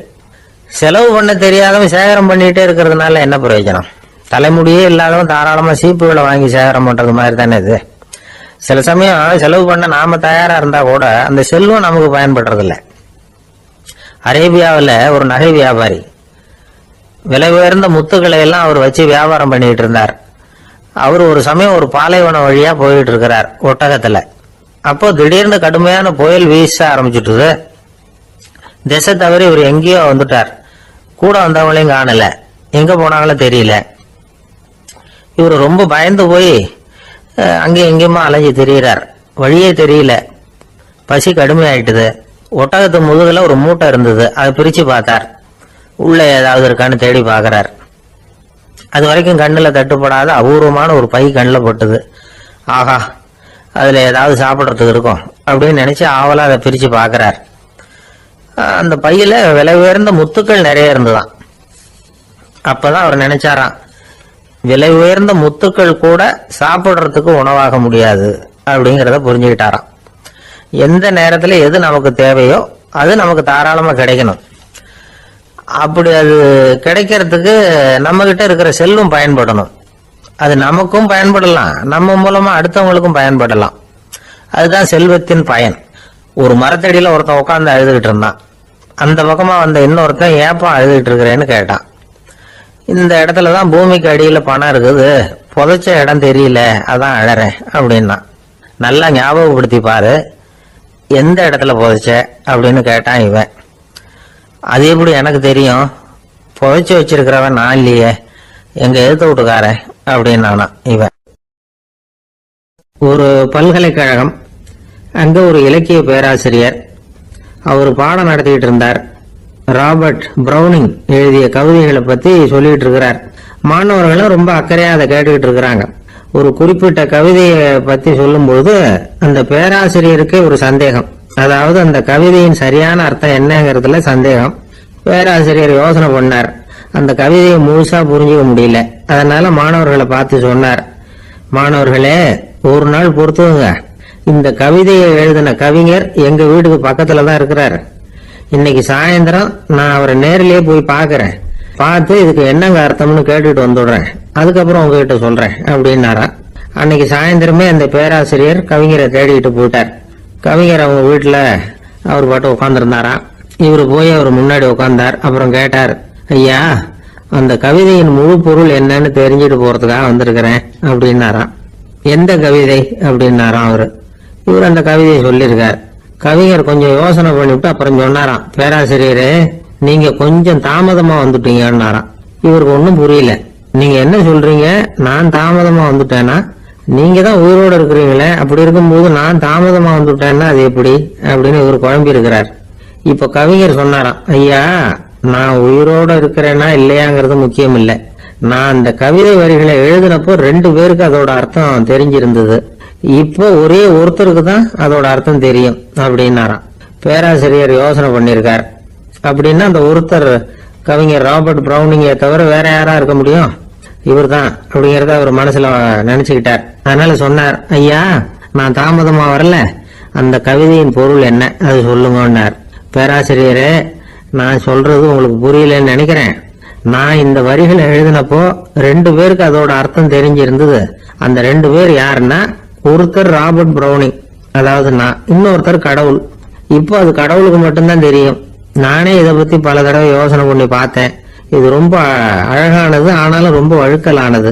அதை பிடிச்சிட்டோம்னு நினைச்சிட்டு இருக்கும் பொழுதே காத்து மாதிரி அது உங்ககிட்ட இருந்து ஓடி போயிடுது. எனக்கு ரொம்ப வருத்தமா தான் இருக்குது. நிச்சயமா நான் தான் இந்த வரிகளை எழுதியிருக்கிறேன். அதுல அர்த்தம் இருக்குங்கிறது எனக்கு தெரியும், அதை நான் உணர்றேன். ஆனா நீங்க என்ன மன்னிக்கணும், எனக்கே கூட அதை என்னால விளக்க முடியல. அப்படி இருக்கும்போது உங்களுக்கு எப்படி அதை நான் விளக்க முடியும் அப்படின்னு அந்த கவிஞர். அனுபவிக்கப்படக்கூடிய எல்லாமே விளக்கப்படக்கூடிய ஒன்றல்ல, விளக்கப்படும் எல்லாமே அனுபவிக்கப்படக்கூடிய ஒன்றல்ல அப்படிங்கிறது ஞானிகளுடைய கருத்து. அதுக்காக தான் அந்த சம்பவம். வாழ்க்கையில நீங்கள் தொடர்ந்து ஆய்வு செய்து கொண்டே இருக்கக்கூடிய விளக்கங்களை ஒருபோதும் அடைய முடியாத பரிமாணங்கள் இருக்கிறதுனாலதான் அது அலுப்பு தட்டாம இருக்குது. உங்களால நிறைய அனுபவிக்க முடியும், இருந்தாலும் நீங்கள் அனுபவித்து அறிந்த விஷயங்கள் கூட வார்த்தைகளால விளக்கப்பட முடிவதில்லை அப்படிங்கிறது பெரிய ஒரு சிந்தனை. இதெல்லாம் ஒரு பக்கம் இருக்கட்டும். நமக்கு தெரிஞ்ச பேராசிரியர் ஒருத்தர் 1 மணி நேரம் ரொம்ப விவரமா வகுப்பு எடுத்தார். கடைசியா சொன்னார், மாணவர்களே, ரொம்பவும் எளிமையா விளக்கமா எல்லா விவரமும் சொல்லி இருக்கிறேன். அதனால இதுல உங்களுக்கு சந்தேகம் வர்றதுக்கு வாய்ப்பே இல்லை. இருந்தாலும் கேட்க வேண்டிய கடமை கேட்கிறேன். இதுவரைக்கும் நடத்தினதுல யாருக்காவது ஏதாவது சந்தேகம் உண்டா அப்படின்னு கேட்டாராம். எனக்கு ஒரே ஒரு சந்தேகம் தான் சார் அப்படின்னு எழுந்திரிச்சு நிக்கிறான் ஒருத்தன். என்னன்னு கேட்டாராம். இதுவரைக்கும் நீங்க என்ன பாடம் சார் நடத்துனீங்க அப்படின்னானா அவன். பந்திக்கு முந்தர ஆசாமிகள் நம்மள பல பேர் உண்டு. அப்படி முந்தறதுக்கு கூட முயற்சி பண்றவங்க நிறைய பேர் இருக்கிறாங்க. இதுல என்ன ஒரு விஷயம்னா, பந்திக்கு முந்தறது கூட தப்பு இல்லை. ஆனா அப்படி ஒரு விருந்துல ஆளா போய் உட்காந்து சாப்பிட்டா கூட வெளியில வர்றப்ப என்ன பெரிய விருந்து வச்சுட்டான், சாம்பார்ல உப்பு இல்ல, ரசத்துல காரம் இல்ல அப்படின்னு குறை சொல்லிட்டே வர்றது இருக்கு பாருங்க, அது சரியில்லை, நாகரிகமும் இல்லை. கல்யாண பத்திரிகையில என்ன போட்டிருக்குது, என் பொண்ணுக்கும் இன்னொரு பையனுக்கும் கல்யாணம், எல்லாரும் குடும்பத்தோட வந்திருந்து மணமக்கள் ஆசீர்வதிக்கணும், இப்படித்தானே போட்டிருக்கோம். குடும்பத்தோட வந்து விருந்து சாப்பிட்டு சாப்பாடு எப்படி இருக்குன்னு அபிப்பிராயம் சொல்லிவிட்டு போங்க அப்படின்னா போட்டிருக்கு கல்யாண பத்திரிகையில. ஒருத்தர் வீட்டு விசேஷத்துக்கு போயிருக்கோம்னா எவ்வளவோ அசௌகரியங்கள் நமக்கு ஏற்படலாம். ஏராளமான கூட்டம் வந்திருக்கும். எல்லாரையும் அவங்க வந்து தனித்தனியா கவனிச்சுக்கிட்டு இருக்க முடியாது. நாம தான் அனுசரிச்சு நடந்துக்கணும். நாமளா போய் வாழ்த்த வேண்டியவங்களை வாழ்த்தி விட்டு வந்து சேரணும். அதை விட்டுட்டு பத்திரிகை கொடுத்தானேன்னு போனேன், கவனிப்பே சரியில்லை அப்படின்னு புலம்பிக்கிட்டு இருக்கக்கூடாது. ஒரு விருந்துக்கு போனா அங்க எப்படி நடந்துக்கணும் அப்படிங்கறத பத்தி கூட அனுபவசாலிகள் சில விவரங்கள்லாம் சொல்லியிருக்கிறாங்க. இந்த காலத்துல கல்யாணம், பிறந்த நாள், அது இதுன்னு நிறைய விருந்துகள் நடக்குது. அதெல்லாம் எதுக்காக? மனித உறவுகளை வளர்த்துக்கிறதுக்காக தான், வேற எதுக்கு? ஒரு விருந்துக்கு போனா அமைதியா பொறுமையா போய் உட்காரணும். அடிச்சு பிடிச்சிக்கிட்டு இடத்த பிடிக்க போறேன் அப்படின்னு நிக்கக்கூடாது. முதல் பந்தி நடந்துகிட்டு இருந்தா அது முடிஞ்சு இலை எடுத்து சுத்தம் பண்ணதுக்கு அப்புறம் போய் உட்கார்றது தான் நாகரீகம். இலை எடுக்கிறதுக்கு முன்னாடியே அங்க போய் உட்காந்தா நல்லா இருக்காது. நீங்க சாப்பிட்டுட்டு உட்காந்துருக்கீங்களா, சாப்பிட்றதுக்கு உட்காந்துருக்கீங்களா, பாக்குறவங்களுக்கு சந்தேகம் வந்துடும். அதே மாதிரி இலையில எல்லா ஐட்டமும் பரிமாறினதுக்கு அப்புறம் சாப்பிட ஆரம்பிக்கணும். ஒவ்வொரு ஐட்டமா வைக்க வைக்க நாம பாட்டுக்கு எடுத்து உள்ள தள்ளிட்டே இருந்தோம்னா எதை வச்சோம் எதை வைக்கலன்னு பரிமாறினவரே குழம்பி போடுவார். ஏன்னா எப்போ பார்த்தாலும் இலை காலியாவே இருக்கும். சாப்பிட்றப்போ உங்க சாப்பாட்டையே நீங்க கவனிக்கணும். அடுத்தவங்க இலையில என்ன இருக்கு, பக்கத்துல இருக்கிறவர் எதை அதிகமா சாப்பிடுறார், இதெல்லாம் நமக்கு என்னத்துக்கு? எல்லாரும் சாப்பிட்டு முடிக்கிற வரைக்கும் பொறுமையா இருக்கிறது தான் நல்லது. நீங்க மட்டும் திடீர்னு பாதியில எழுந்திரிச்சு பக்கத்துல இருக்கிறவங்களுக்கு சங்கடமா இருக்குமேங்கிறதெல்லாம் யோசிக்காம நீங்க பாட்டு எழுந்திரிச்சு போக கூடாது. பக்கத்துல உள்ளவங்க உங்களை எழுந்திரிக்க சொன்னா எழுந்திரிச்சு போகலாம். விருந்துகள்ல சாப்பாட்டை வீணாக்குறதே ஒரு நாகரிகமா போட்டுது இந்த காலத்துல. சாப்பாட்டுக்கே கஷ்டப்பட்டுக்கிட்டு பல பேர் இந்த உலகத்துல இருக்கிறப்போ சாப்பாட்டை வீணாக்குறது எவ்வளவு பெரிய மோசம்ங்கிறத நினைச்சு பார்க்கணும். வேணுங்கிற அளவுக்கு கேட்டு வாங்கி சாப்பிடுறதுதான் முறை. விருந்துல இந்த பஃபே அப்படின்னு சொல்லி ஒரு முறை சொல்றாங்கல்ல, அதாவது உணவு வகைகளை எல்லாம் பொதுவா ஒரு இடத்துல வச்சுடுறது, நமக்கு தேவையானதை நாமே எடுத்து ஒரு தட்டுல போட்டுக்கிட்டு சாப்பிட வேண்டியது. இதுல கூட சில பேர் தேவைக்கு அதிகமா எடுத்து போட்டுக்கிட்டு வீணாக்குறாங்க. சில சமயம் வந்து கடைசியா சாப்பிட போறவங்களுக்கு எல்லா ஐட்டமும் கிடைக்காம போகலாம். அதை போய் பெருசு பண்ணிட்டு இருக்க கூடாது. என்ன சார் இந்த அளவுக்கு கூடவா நாகரிகம் தெரியாம இருக்கிறோம், இதை போய் பெருசா சொல்ல வந்துட்டீங்களே அப்படின்னு நினைக்கலாம். ஒருத்தர் ரெண்டு பேருக்கு இந்த விவரம் தேவைப்படலாம். அவங்க காதலே இது வேட்டுமேங்கிறதுக்காக தான் இது.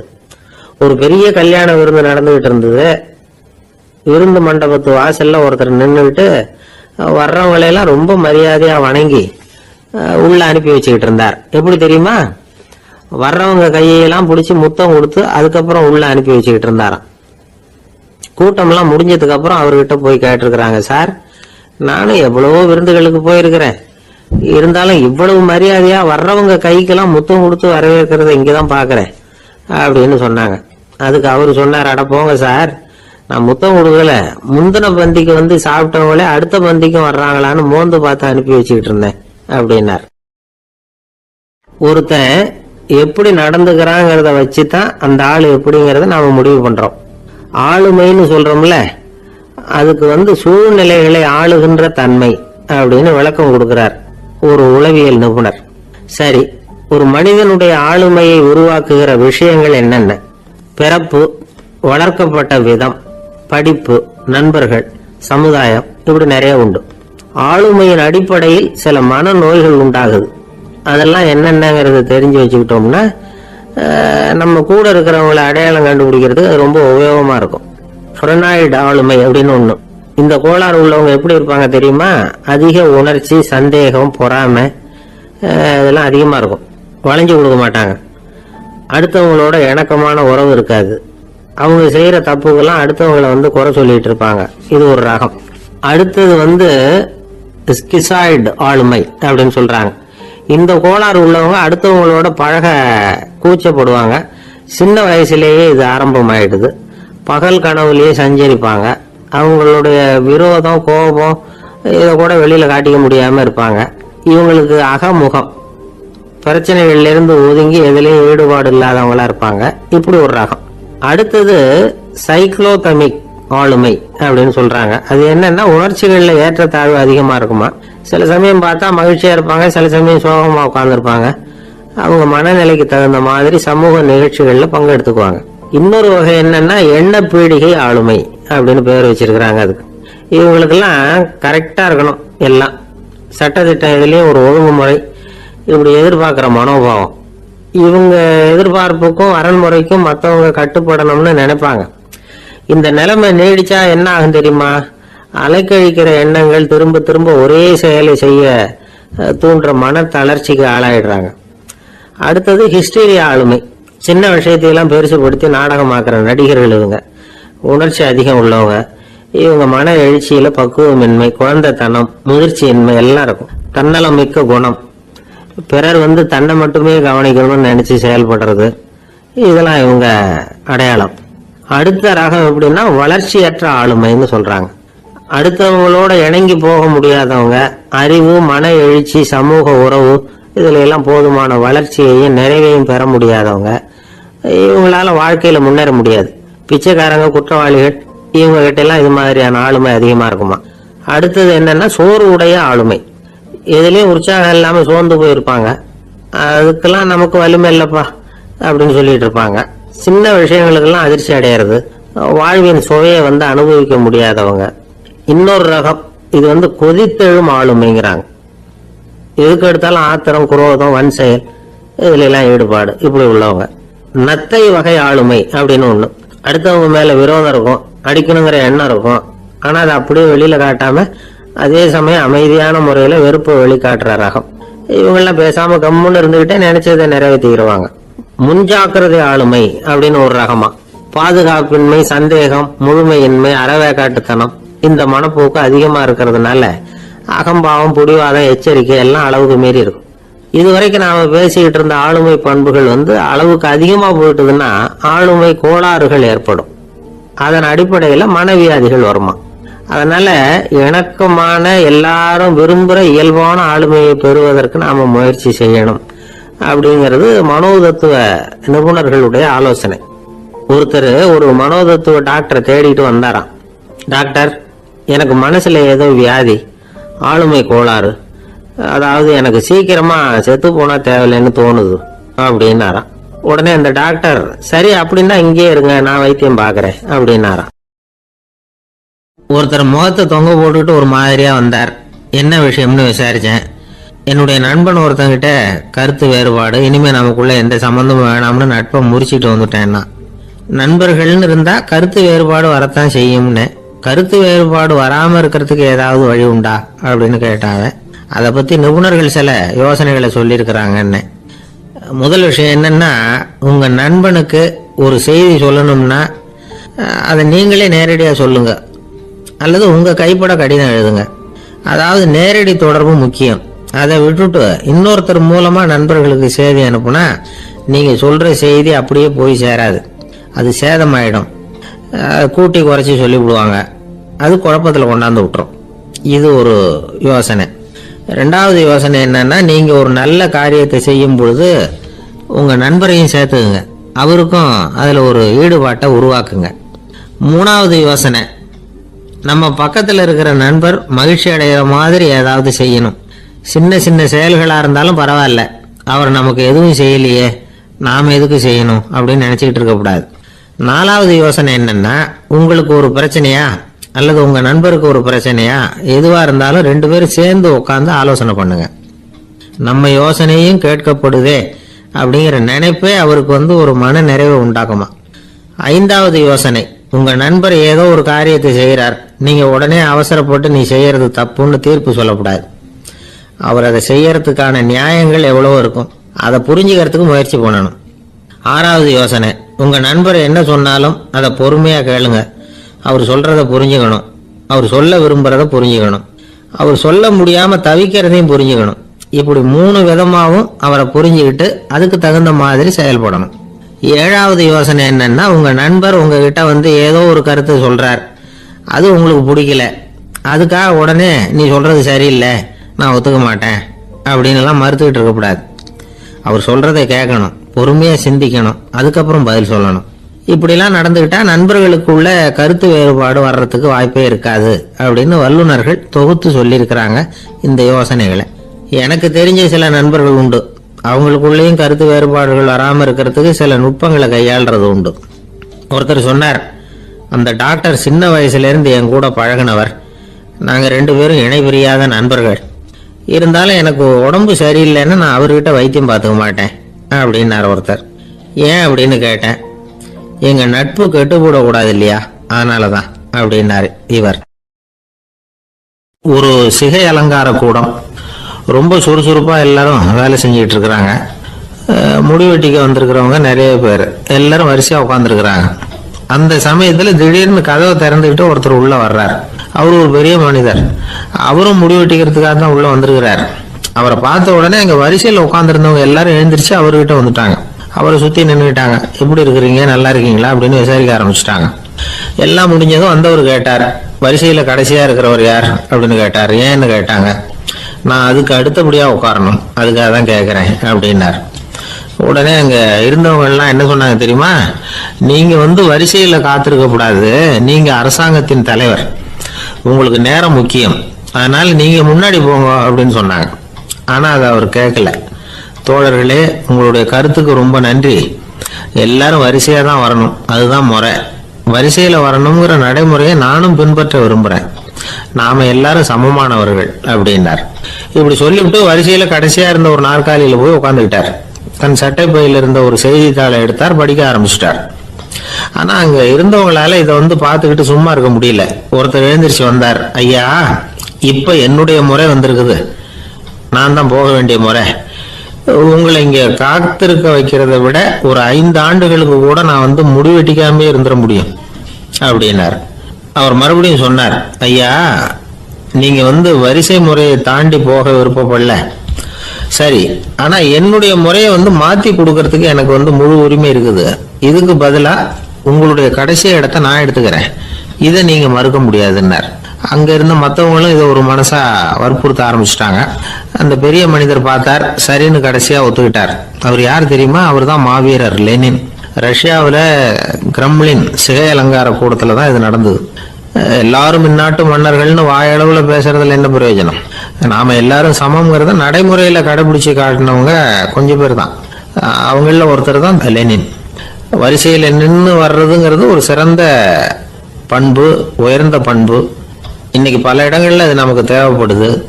ஒரு ரேஷன் கடைவாசல், கடை திறக்கிறதுக்கு முன்னாடி எல்லாரும் வரிசையில் நின்றுட்டாங்க.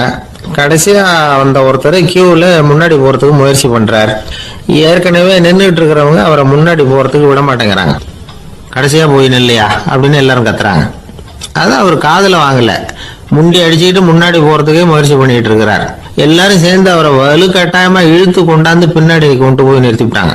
நிறுத்திவிட்டு சொன்னாங்க, இதை பாருப்பா, நாங்க இருக்கிற வரைக்கும் நீங்க முன்னாடி போய் எதையும் வாங்க முடியாது, தெரிஞ்சுக்கோ அப்படின்னாங்க. இப்போ அந்த ஆள் சொன்னாராம், நான் இங்க பின்னாடி நிக்கிற வரைக்கும் நீங்களும் எதுவும் வாங்க முடியாது அப்படின்னாராம். ஏன்னு கேட்டிருக்கிறாங்க. நான் தான் அந்த கடையை திறக்க வேண்டிய ஆள் அப்படின்னா. ஒருத்தர் ஒரு தவறு செஞ்சு விடுறாருன்னு வச்சுக்கங்க, உடனே நீ செஞ்சது தவறு அப்படின்னு சொல்றது ஒரு வகை. அதுக்கு பதிலாக எது சரின்னு அவர் புரிந்து கொள்ள உதவி செய்கிறது இன்னொரு வகை. இந்த 2வது வகை இருக்கு பாருங்க, நிர்வாக இயல்ல இது ரொம்ப முக்கியம். அலுவலகத்தில் வேலை பார்க்குற ஒருத்தர் முக்கியமாக தெரிஞ்சுக்க வேண்டியது என்ன தெரியுமா? சக ஊழியர்கள் கிட்ட எப்படி பழகணும், மேலதிகாரிகள் கிட்ட எப்படி பழகணும், தனக்கு கீழே வேலை செய்கிறவங்க கிட்ட எப்படி பழகணும், வாடிக்கையாளர்கள் கிட்ட எப்படி பழகணும், இவங்க எல்லார்கிட்டையும் செம்மையான உறவை ஏற்படுத்திக்கிறது எப்படி. இதெல்லாம் சொல்லிக் கொடுக்குற பாடம் தான் இன்டர் பர்சனல் ஸ்கில், திறமையான உறவு அப்படிங்கிறது. எந்த வேலையில் இருந்தாலும் சரி, இந்த உறவுகளை வளர்க்கும் திறன் உள்ளவங்க சீக்கிரம் முன்னுக்கு வந்துடுறாங்க. மற்றவங்க கிட்ட உறவை பலப்படுத்திக்கிறது எப்படி அப்படின்னு தெரிஞ்சுக்கிட்டோம்னா எந்த ஒரு தடையையும் சுலபமாக தாண்டி செய்கிற தொழிலில் முன்னுக்கு வந்துடலாம். ஹார்வர்டு பல்கலைக்கழகத்தில் ஒரு கணக்கெடுப்பு பண்ணி பார்த்தாங்களாம். பார்க்கிற வேலையில் எது மாதிரி குணாதிசயம் உள்ளவங்க வேகமாக முன்னுக்கு வர்றாங்க அப்படின்னு தெரிஞ்சுக்கிறதுக்காக இந்த கணக்கெடுப்பு. வெவ்வேறு துறையில் வேகமாக முன்னுக்கு வந்திருக்கிற பல பேரை சந்தித்து இந்த சர்வேயை நடத்தி இருக்கிறாங்க. அவங்க கண்டுபிடிச்சு சொல்லியிருக்கிற உண்மை என்ன தெரியுமா? ஒருத்தர் ஒரு வேலையில் இருந்தால் அது சம்பந்தப்பட்ட சப்ஜெக்ட் பற்றிய அறிவு 35% இருந்தால் போதுமா. ஆனால் உறவுகளை வளர்க்கக்கூடிய திறன், இன்டர் பர்சனல் ஸ்கில் 65% வேணும். இப்படி உள்ளவங்க சீக்கிரம் முன்னுக்கு வந்துடுறாங்களாம். அதனால ஒருத்தருக்கு வேலை சரியா புரியலைன்னா கூட விவரமா மற்றவங்க கிட்ட பழகிறது எப்படின்னு புரிஞ்சா போதும், அவர் முன்னுக்கு வந்துடலாம். அலுவலகங்கள்ல மட்டும் இல்லை, எல்லா இடங்கள்லையும் இது ரொம்ப முக்கியம்.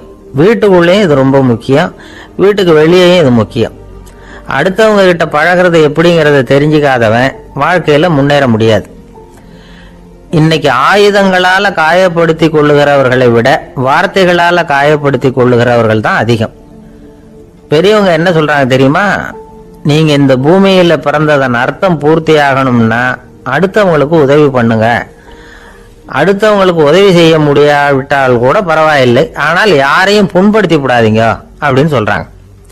எனக்கு தெரிஞ்ச ஒருத்தர் ஒரு அலுவலகத்தில் வேலை பார்க்குறார். அவர் சொல்லுவார், எனக்கு இந்த இன்டர் பர்சனல் ஸ்கில் ரொம்ப அதிகம் சார். சக ஊழியர்கள் கிட்ட ரொம்ப சுமூகமாக நடந்துக்குவேன். என் கூட வேலை பார்க்குற ஒருத்தருக்கு ஏதாவது ஒரு கஷ்டம்னா அந்த சமயத்தில் அவர் செய்ய வேண்டிய வேலையை நான் செஞ்சிருவேன் சார் அப்படிம்பார். நான் அவர்கிட்ட சமீபத்தில் அப்படி ஏதாவது செஞ்சுருக்கீங்களா அப்படின்னு கேட்டேன். செஞ்சுருக்கேன் சார். போன வாரம் புதன்கிழமை ஆஃபீஸில் என் பக்கத்து சீட்டுக்காரருக்கு வயிற்று வலி. உடனே நான் மெடிக்கல் லீவ் போட்டுட்டு எங்கள் வீட்டுக்கு போயிட்டேன் சார் அப்படின்னார். ஒரு சீன தேசத்து அரசர் இருந்தார். அவருக்கு வயசாயிட்டுது. அவருக்கு அடுத்தபடியாக அவருடைய புள்ள பட்டத்துக்கு வரணும், ஆட்சி பொறுப்பை ஏற்றுக்கணும். ஒரு நல்ல தலைவனுக்கு இருக்க வேண்டிய பண்புகள்லாம் தன்னுடைய மகனுக்கு இருக்கணும்னு விரும்பினார் அந்த அரசர். அதனால இளவரசனை பக்கத்தில் இருந்த ஒரு குரு கிட்ட அனுப்புனார். இளவரசன் அவர்கிட்ட போய் சேர்ந்தான். அந்த குரு என்ன பண்ணார் தெரியுமா? இவனை பார்த்து சொன்னார், இதை பாருப்பா, நீ என்ன பண்ற, இப்பவே பக்கத்தில் இருக்கிற காட்டுக்கு போ, நடு காட்டில் போய் ஒரு இடத்துல உட்காந்துக்கோ. அங்கே என்னென்ன சத்தம்லாம் உன் காதில் விழுதுன்னு கவனிச்சு கேளு. உன் காதில் விழுந்த ஓசைகள் என்னென்னங்கிறத என்கிட்ட வந்து சொல்லு, அதுதான் எனக்கு தெரியணும், உனக்கு வேலையும் அதுதான் அப்படின்னு சொல்லி அனுப்பி வச்சுட்டார். இளவரசன் காட்டுக்கு போனான். குரு சொன்னபடியே ஒரு இடத்துல உட்காந்து கவனிச்சு கேட்டான். அதுக்கப்புறம் குரு கிட்ட திரும்பி வந்தான். என்னென்ன சத்தம்லாம் கேட்ட அப்படின்னு கேட்டார் குரு. குருவே, காட்டுல நான் பறவைகள் சத்தம்லாம் கேட்டேன், மிருகங்களின் ஓசையையும் கேட்டேன், இதை தவிர இடி மின்னல் மழை இதுகளோட சத்தத்தையும் கேட்டேன் அப்படின்னா. குரு யோசனை பண்ணார், நீ இன்னமும் சரியா கேட்கல, அதனால மறுபடியும் காட்டுக்கு போ, கொஞ்ச நாள் தங்கி இருந்து கேட்டுட்டு வா அப்படின்னார். இளவரசனுக்கு ஒன்றும் புரியல. இருந்தாலும் குருவின் கட்டளை ஆச்சே, மறுக்க முடியுமா? உடனே அவன் மறுபடியும் காட்டுக்கு போனான். ஒரு இடத்துல உட்காந்தான். கொஞ்ச நேரம் உன்னிப்பா கவனிச்சு கேட்டான். சில நாள் கழிச்சு குரு கிட்ட திரும்பி வந்தான். குருவே, இந்த தடவை சில துல்லியமான சத்தங்களை எல்லாம் கேட்டான். தேனி பறக்கிற சத்தம், நீரோடையின் மெல்லிய ஓசை, இதெல்லாம் கேட்டேன்னா. குரு சிரிச்சார். நீ மறுபடியும் காட்டுக்கு போ, இன்னும் சில நாள் அங்கே இரு, முழுமையா கவனமா கேட்டுட்டு வா அப்படின்னு சொல்லி அனுப்பி வச்சுட்டார். இளவரசனுக்கு குழப்பம் அதிகமாயிட்டுது. ஒண்ணுமே புரியல. மறுபடியும் காட்டுக்கு போனான். மௌனமா ஒரு இடத்துல உட்காந்துட்டான். அப்படியே தியானத்துல ஆழ்ந்துட்டான். சில நாள்ல அவனுக்கு இதுவரை கேட்காத ஓசைகள்லாம் கேட்க ஆரம்பிச்சுட்டுது. இதைத்தான் நான் கேட்கணும்னு என்னுடைய குரு எதிர்பார்த்திருக்கிறாருங்கிறத புரிஞ்சுக்கிட்டான். உடனே குரு கிட்ட ஓடனான். குருவே, இந்த தடவை காதுகளுக்கு கேட்க முடியாத சில ஓசைகளை கூட என்னால உணர முடிஞ்சுது. பூ மலருகிற ஓசை, சூரியனால பூமி சூடாகிறப்போ எழுகிற ஓசை, காலை பனித்துளி இந்த புல்லுலாம் குடிக்கிற ஓசை, இது எல்லாம் என்னால நல்லா கேட்க முடிஞ்சுது அப்படின்னா. குருவுக்கு இப்பதான் திருப்தி ஏற்பட்டுதான். இளவரசனை பார்த்து சொன்னார், இதை பாருப்பா, இப்பதான் நாட்டை ஆளுகிற தகுதி உனக்கு வந்திருக்குது அப்படின்னு சொல்லி அதுக்கு விளக்கமும் கொடுத்தாராம். எந்த அரசன் தன்னுடைய மக்களின் இதயம் பேசுகிற மௌன மொழிய மௌன வார்த்தைகளை கேட்கிறானோ அவன் தான் ஆள தகுதி உள்ளவன். எந்த அரசன் தன்னுடைய மக்களின் உணர்ச்சிகளை உண்மையா உணர்றானோ அவன் தான் முதன்மையான அரசன். போலி வார்த்தைகளை மட்டும் கேட்டுட்டு பல மௌன ராகங்களை காதுல வாங்கிக்காதவன் அரசனே இல்லை. எந்த நாட்டுல எப்போ ஒரு அரசன் தன்னுடைய மக்களின் உணர்ச்சிகளை கேட்க மறுக்கிறானோ அன்னையிலிருந்து அந்த நாடு அழிய தொடங்குது அப்படின்னு அர்த்தம். இதுதான் அந்த குரு இளவரசனுக்கு போதிச்சது. வாயால பேசுறத மட்டும் கேட்டு ஏமாறக்கூடாது, உணர்ச்சிகளையும் கேட்கறதுல தான் மனப்பக்குவம் உண்டாகும். மக்கள் உணர்ச்சிகளை புரிந்து கொள்ளாத அரசர்கள் நீடிச்சிருக்க முடியாது. அது மாதிரி நாடுகள்ல அடிக்கடி குழப்பம் தான் உண்டாகும். அப்படி இருந்தா அடிக்கடி ஆட்சி மாறிக்கிட்டு இருக்கும். அப்படிப்பட்ட ஒரு தேசம், அங்க ஒரு சிறைச்சாலையில 3 கைதிகள் பேசிக்கிட்டு இருந்தாங்க. ஒருத்தன் சொன்னான், நான் இந்த நாட்டு ராஜாவை எதிர்த்து பேசிக்கிட்டு இருந்தேன், அதனால என்னை பிடிச்சி கொண்டாந்து இங்க போட்டுட்டாங்க அப்படின்னா ஒருத்தன். இன்னொருத்தன் சொன்னான், நான் இந்த நாட்டு ராஜாவை ஆதரிச்சு பேசிக்கிட்டு இருந்தேன், அதனால என்ன பிடிச்சி கொண்டாந்து இங்க தள்ளி விட்டாங்க அப்படின்னா. அது சரி, நீ என்ன தப்பு பண்ண அப்படின்னு சொல்லி மூணாவது ஆளை பார்த்து இவங்க கேட்டாங்க. அதுக்கு அந்த ஆளு சொல்றான், நான் தான் இந்த நாட்டு ராஜா அப்படின்னாலாம். ஒரு நண்பர், அவர்கிட்ட பேசிக்கிட்டு இருந்தேன். மனித உறவுகள் பற்றி அவர் சொல்லிக்கிட்டு இருந்தார்.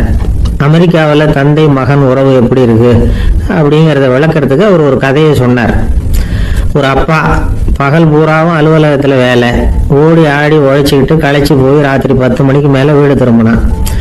வீட்டு வாசல்ல அவரோட மகன் காத்துக்கிட்டு இருக்கிறான், இன்னமும் தூங்கலை. அப்பா வாசல்லையே தடுத்து நிறுத்தி, அப்பா உனக்கு சம்பளம் எவ்வளவு அப்படின்னு கேட்குறான். ஏற்கனவே ஆபீஸ் பிரச்சனைகளால் அழுத்து போய் திரும்புகிற அப்பாவுக்கு கோவம் வந்துடுச்சு. என்னடா இப்படிலாம் கேளுன்னு உங்கள் அம்மா உனக்கு சொல்லி கொடுத்தாளா அப்படின்னு சொல்லிட்டு உள்ளே போய் சட்டையை கட்டி மாட்டி விட்டு குளிச்சு விட்டு மறுபடியும் வெளியில் வந்து உடையை மாற்றுகிற சமயம் அப்போ மறுபடியும் மகன் உள்ளே வந்து நிற்கிறான் அவர் முன்னாடியே. அப்பா உனக்கு எவ்வளவு சம்பளங்கிறான் மறுபடியும். அப்பாவுக்கு எரிச்சல் அதிகமாயிட்டுது. மணிக்கு $20 போதுமா அப்படின்னாரு. அப்படின்னா எனக்கு ஒரு $10 தர முடியுமா நான் மகன்? இதுக்கு தான் என் சம்பளம் எவ்வளவுன்னு கேட்டியா? 2ஆம் வகுப்பு படிக்கிற உனக்கு எதுக்குடா $10 அப்படின்னு கத்தி விட்டு தொலைக்காட்சி பெட்டியின் முன்னாடி போய் உட்காந்துக்கிட்டு ஏதோ நிகழ்ச்சியை பார்க்க ஆரம்பிச்சுட்டார். கொஞ்ச நேரம் கழிச்சு மறுபடியும் மகன் வந்து நிற்கிறான். அப்பா ப்ளீஸ் எனக்கு ஒரு $10 கொடுக்க முடியுமா? மகனுடைய கண்களில் கண்ணீர். என்னடா அவன் கண்ணீரை காட்டி காரியம் சாதிக்கலாம்னு பார்க்குறியா? ஒரு காசு கூட கொடுக்க மாட்டான் போ அப்படின்னு விரட்டி விட்டான். மகன் கண்ணீரை தொடச்சிக்கிட்டே கண்ணை தொடச்சிக்கிட்டு பேசாமல் போய் படுத்துக்கிட்டானா. கொஞ்ச நேரம் ஆச்சு. அப்பாவோட கோபம் கொஞ்சம் கொஞ்சமாக குறைஞ்சிது. பிள்ளைகிட்ட கோபமாக கத்துனது தப்புதாங்கிறது புரிஞ்சுது அவனுக்கு. எழுந்திரிச்சு போனான், படுக்கை இறக்கி போனான். மகனை பார்த்தான். அவன் தலையணையை கட்டி பிடிச்சிக்கிட்டு அழுதுகிட்டு இருக்கான். அவனை மெல்ல நெருங்கி அவங்ககிட்ட எதமா பேசுறதுக்கு ஆரம்பிச்சானான். எதுக்குடா உனக்கு $10 பள்ளிக்கூடத்தில் கேட்டாங்களா அப்படின்னு கேட்டானா. மகன் சொல்லியிருக்கான், இல்லை டாடி, உனக்கு 1 மணி நேரம் சம்பளம் $20ன்னு சொன்னேன். நீ ஏற்கனவே எனக்கு கொடுத்த பாக்கெட் மணி $10 என்கிட்ட இருக்கு. இப்போ நீ இன்னொரு $10 கொடுத்தீங்கன்னா அதையும் சேர்த்து $20 ஆகிடும். அந்த $20 நான் உனக்கு கொடுத்துருவேன். அப்படி கொடுத்தா நீ என் கூட 1 மணி நேரம் செலவழிப்ப இல்லையா? அதுக்காக தான் $10 கேட்டேன் அப்படின்னு சொன்னானா. அந்த அப்பா கண்ணு கலங்கி போச்சான்.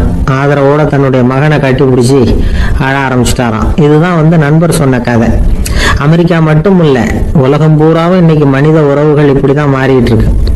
பெரியவர்கள் அறிவுரை என்ன தெரியுமா? உங்கள் குழந்தைகளிடமிருந்து குழந்தை பருவத்தை பிரித்து விடாதீர்கள் அப்படிங்கிறது தான். அதாவது இன்றைய குழந்தைகள் தங்கள் பிருந்தாவனத்தை இழந்து விடுகிறார்கள் அப்படிங்கிறது அவங்களுடைய கருத்து. இந்த நிலைக்கு நாம காரணமா இருந்துடக்கூடாது. குழந்தைகளோட விளையாடுவோம், குடும்பத்தோட உறவாடுவோம் அப்படிங்கிறது தான் நம்முடைய நோக்கமா இருக்கணும். இன்றைய உறவு முறைக்கு இன்னொரு உதாரணம் சொல்லுவாங்க. ஒருத்தர் வந்தாராம், அவர் பக்கத்துல ஒரு சின்ன பையன். நாம் அவரை விசாரிக்கிறோம், யார் இந்த பையன் அப்படின்னா அவர் சொல்றாரு, இவன் எனக்கு தூரத்து உறவு அப்படின்னாராம். இந்த தூரத்து உறவுன்னா எப்படின்னு இருக்கான். இதுக்கு அவன் சொல்லியிருக்கிறான், இவன் எங்க அப்பாவுக்கு 8வது புள்ள அப்படின்னானான். கணவன் மனைவி அன்பா இருக்கணும், ஒருத்தர் நல்லா புரிஞ்சுக்கணும், விட்டு கொடுக்குற மனப்பான்மை வேணும். அதுதான் ஒரு நல்ல குடும்பம். இன்னைக்கு பல குடும்பங்கள்ல அர்த்தமில்லாத சண்டைகள் தான் அதிகம். கிராமப்புறங்கள்ல வேடிக்கையா ஒரு கதை சொல்லுவாங்க. ஒரு ஊர்ல ஒரு ஆள் இருந்தான், வேலை வெட்டி இல்லாம சும்மாவே இருந்தான்.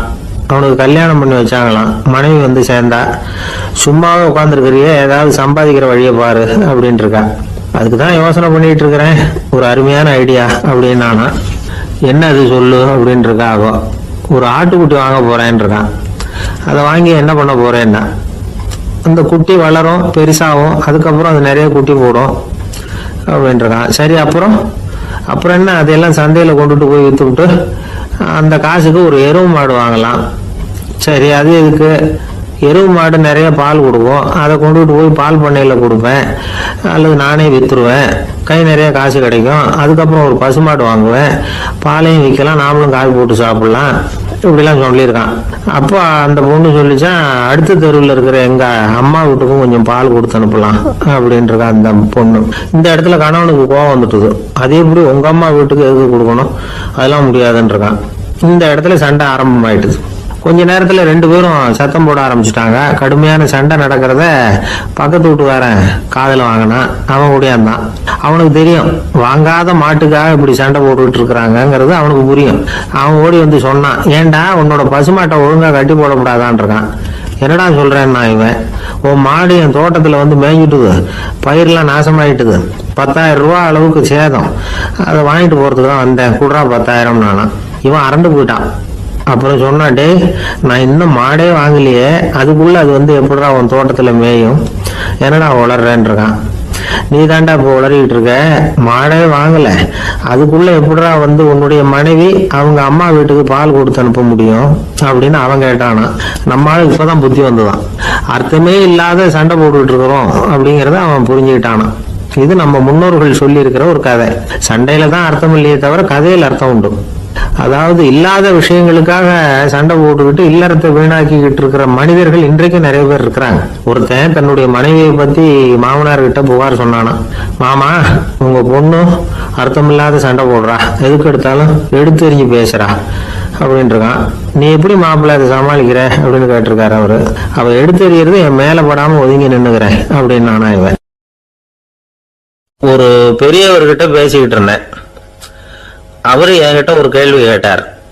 திருடர்கள் எத்தனை வகை தெரியுமா உனக்கு அப்படின்னார். இதுதான் அவர் கேட்ட கேள்வி. எதுக்காக என்ன பார்த்து அந்த கேள்வி கேட்டாரு தெரியல. இருந்தாலும் நான் வந்து அவருக்கு பதில் சொன்னேன். திருடர்கள்ல வந்து எத்தனையோ வகை உண்டுங்க.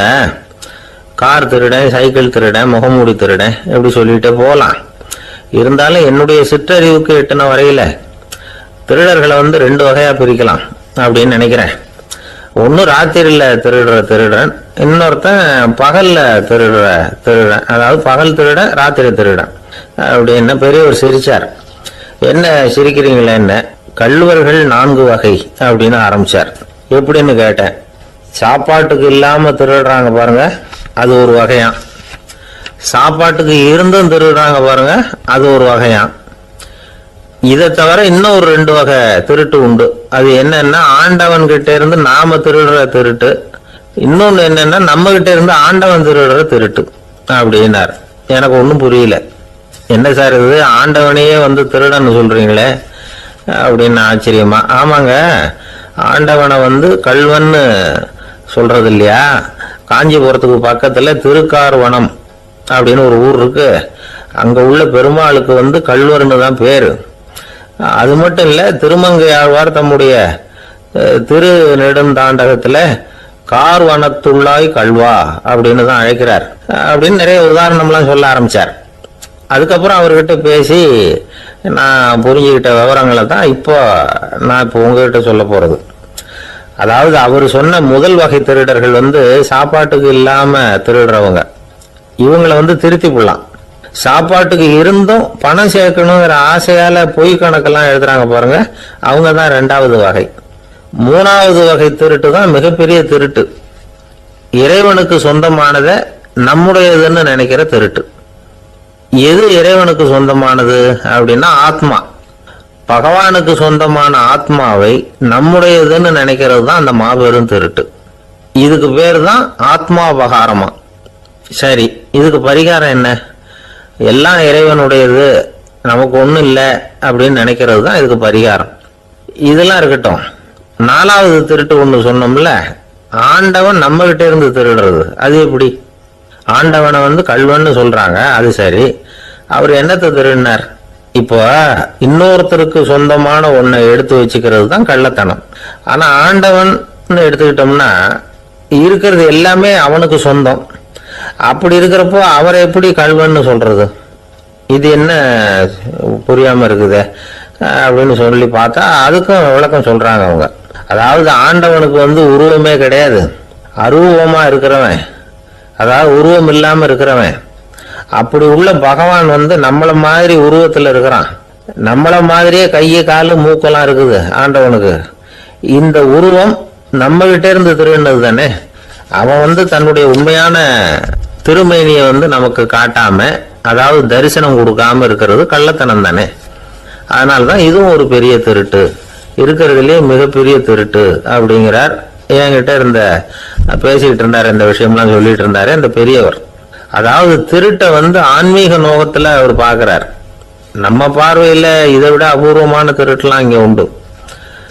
அபூர்வமான திருடர்களும் உண்டு. ஒரு திருடன் சிறையிலிருந்து விடுதலையாகி வெளியில போனான். கொஞ்ச நாள்ல மறுபடியும் திரும்பி ஜெயிலுக்கு வந்துட்டான். அப்போ சிறை அதிகாரி அவனுக்கு அறிவுரை சொன்னாராம். ஏன்பா இப்படி அடிக்கடி தப்பு பண்ணிவிட்டு ஜெயிலுக்கு வந்துடுறிய, உனக்கு சொந்த பந்தம் எதுவும் இல்லையா? உனக்கு அப்பா அண்ணன் தம்பிகள் அவங்க கூட எல்லாம் சேர்ந்து வாழணுங்கிற ஆசை இல்லையா அப்படின்னு கேட்டிருக்காரு. அவங்களோட சேர்ந்து வாழணுங்கிற ஆசை எனக்கு நிறைய உண்டுங்க சார் அப்படின்னு அவன். அப்புறம் எதுக்கு இப்படி ஜெயிலுக்கு வந்துடுற அப்படின்னாரான் அவரு. அவங்க எல்லாருமே இங்கே தானே சார் இருக்காங்க அப்படின்னு அவன். ஒரு ஊர்ல ஒரு துறவி இருந்தார், புத்த சமய துறவி. அந்த ஊர் மன்னன் அவரை பத்தி கேள்விப்பட்டிருக்கான். ஒரு நாள் புறப்பட்டு போனான். துறவியின் பாதங்களை தொட்டு வணங்கினான். அதுக்கப்புறம் சொன்னான், ஐயா நான் உங்களை அரண்மனைக்கு அழைச்சிட்டு போறதுக்காக வந்திருக்கிறேன். இனிமே நீங்க இங்க எதுக்கு இருக்கணும் அப்படின்னு அவன் மனசுக்குள்ள என்ன நினைப்புன்னா, இவர் எங்க வர போறாரு, நான் ரொம்ப எளிமையானவன், எனக்கு எதுக்கு அரண்மனை வாசம்னு சொல்லி விடுவார் அப்படின்னு நினைச்சிருக்கான். ஆனா அந்த துறவி என்ன பண்ணாரு தெரியுமா? அப்படியா, சரி போகலாம், வா போய் ஒரு ரகத்தை கொண்டுட்டு வா, அரண்மனைக்கு போகும்போது அதுக்கு தகுந்த மாதிரி ஆடம்பரமா போகணும் அப்படின்னு விட்டாரான். துறவி இப்படி சொன்னதும் அந்த மன்னனுக்கு மனசுக்குள்ள சந்தேகம் வந்துட்டுது. இவர் உண்மையிலேயே துறவி தானா, ஏமாத்து பேர் வழி மாதிரி தெரியுதே அப்படின்னு நினைச்சிருக்கான். இருந்தாலும் இனிமே என்ன பண்றது, சொல்லியாச்சு. ரகத்தை கொண்டுட்டு வந்தான். துறவி ஏறி உக்காந்தார். பக்கத்துல ராஜா. அவரு ரொம்ப உற்சாகமா வரார். இவன் ரொம்ப சோர்ந்து போய் வரான். துறவி மரத்தடியிலேயே வாழ்ந்து பழக்கப்பட்டவர், அரண்மனையில எளிமையா ஒரு இடத்துல உட்காந்துக்குவார் அப்படின்னு நினைச்சான். ஆனா அப்படி இல்லை. அரண்மனைக்கு வந்த உடனே அந்த துறவி அதை கொண்டுட்டு வா இதை கொண்டுட்டு வான்னு சொல்லி உத்தரவு போட ஆரம்பிச்சுட்டார். அரண்மனையில இருந்தா அரசன மாதிரி இருக்கணும் அப்படிங்கிறார். ராத்திரி பூரா சௌரியமா தூங்கினார். பகல்ல அரண்மனை தோட்டத்துல உலாவ வேண்டியது, நீச்சல் குளத்துல குளிக்க வேண்டியது, இப்படியே பொழுது போக்கிட்டு இருக்கிறார்.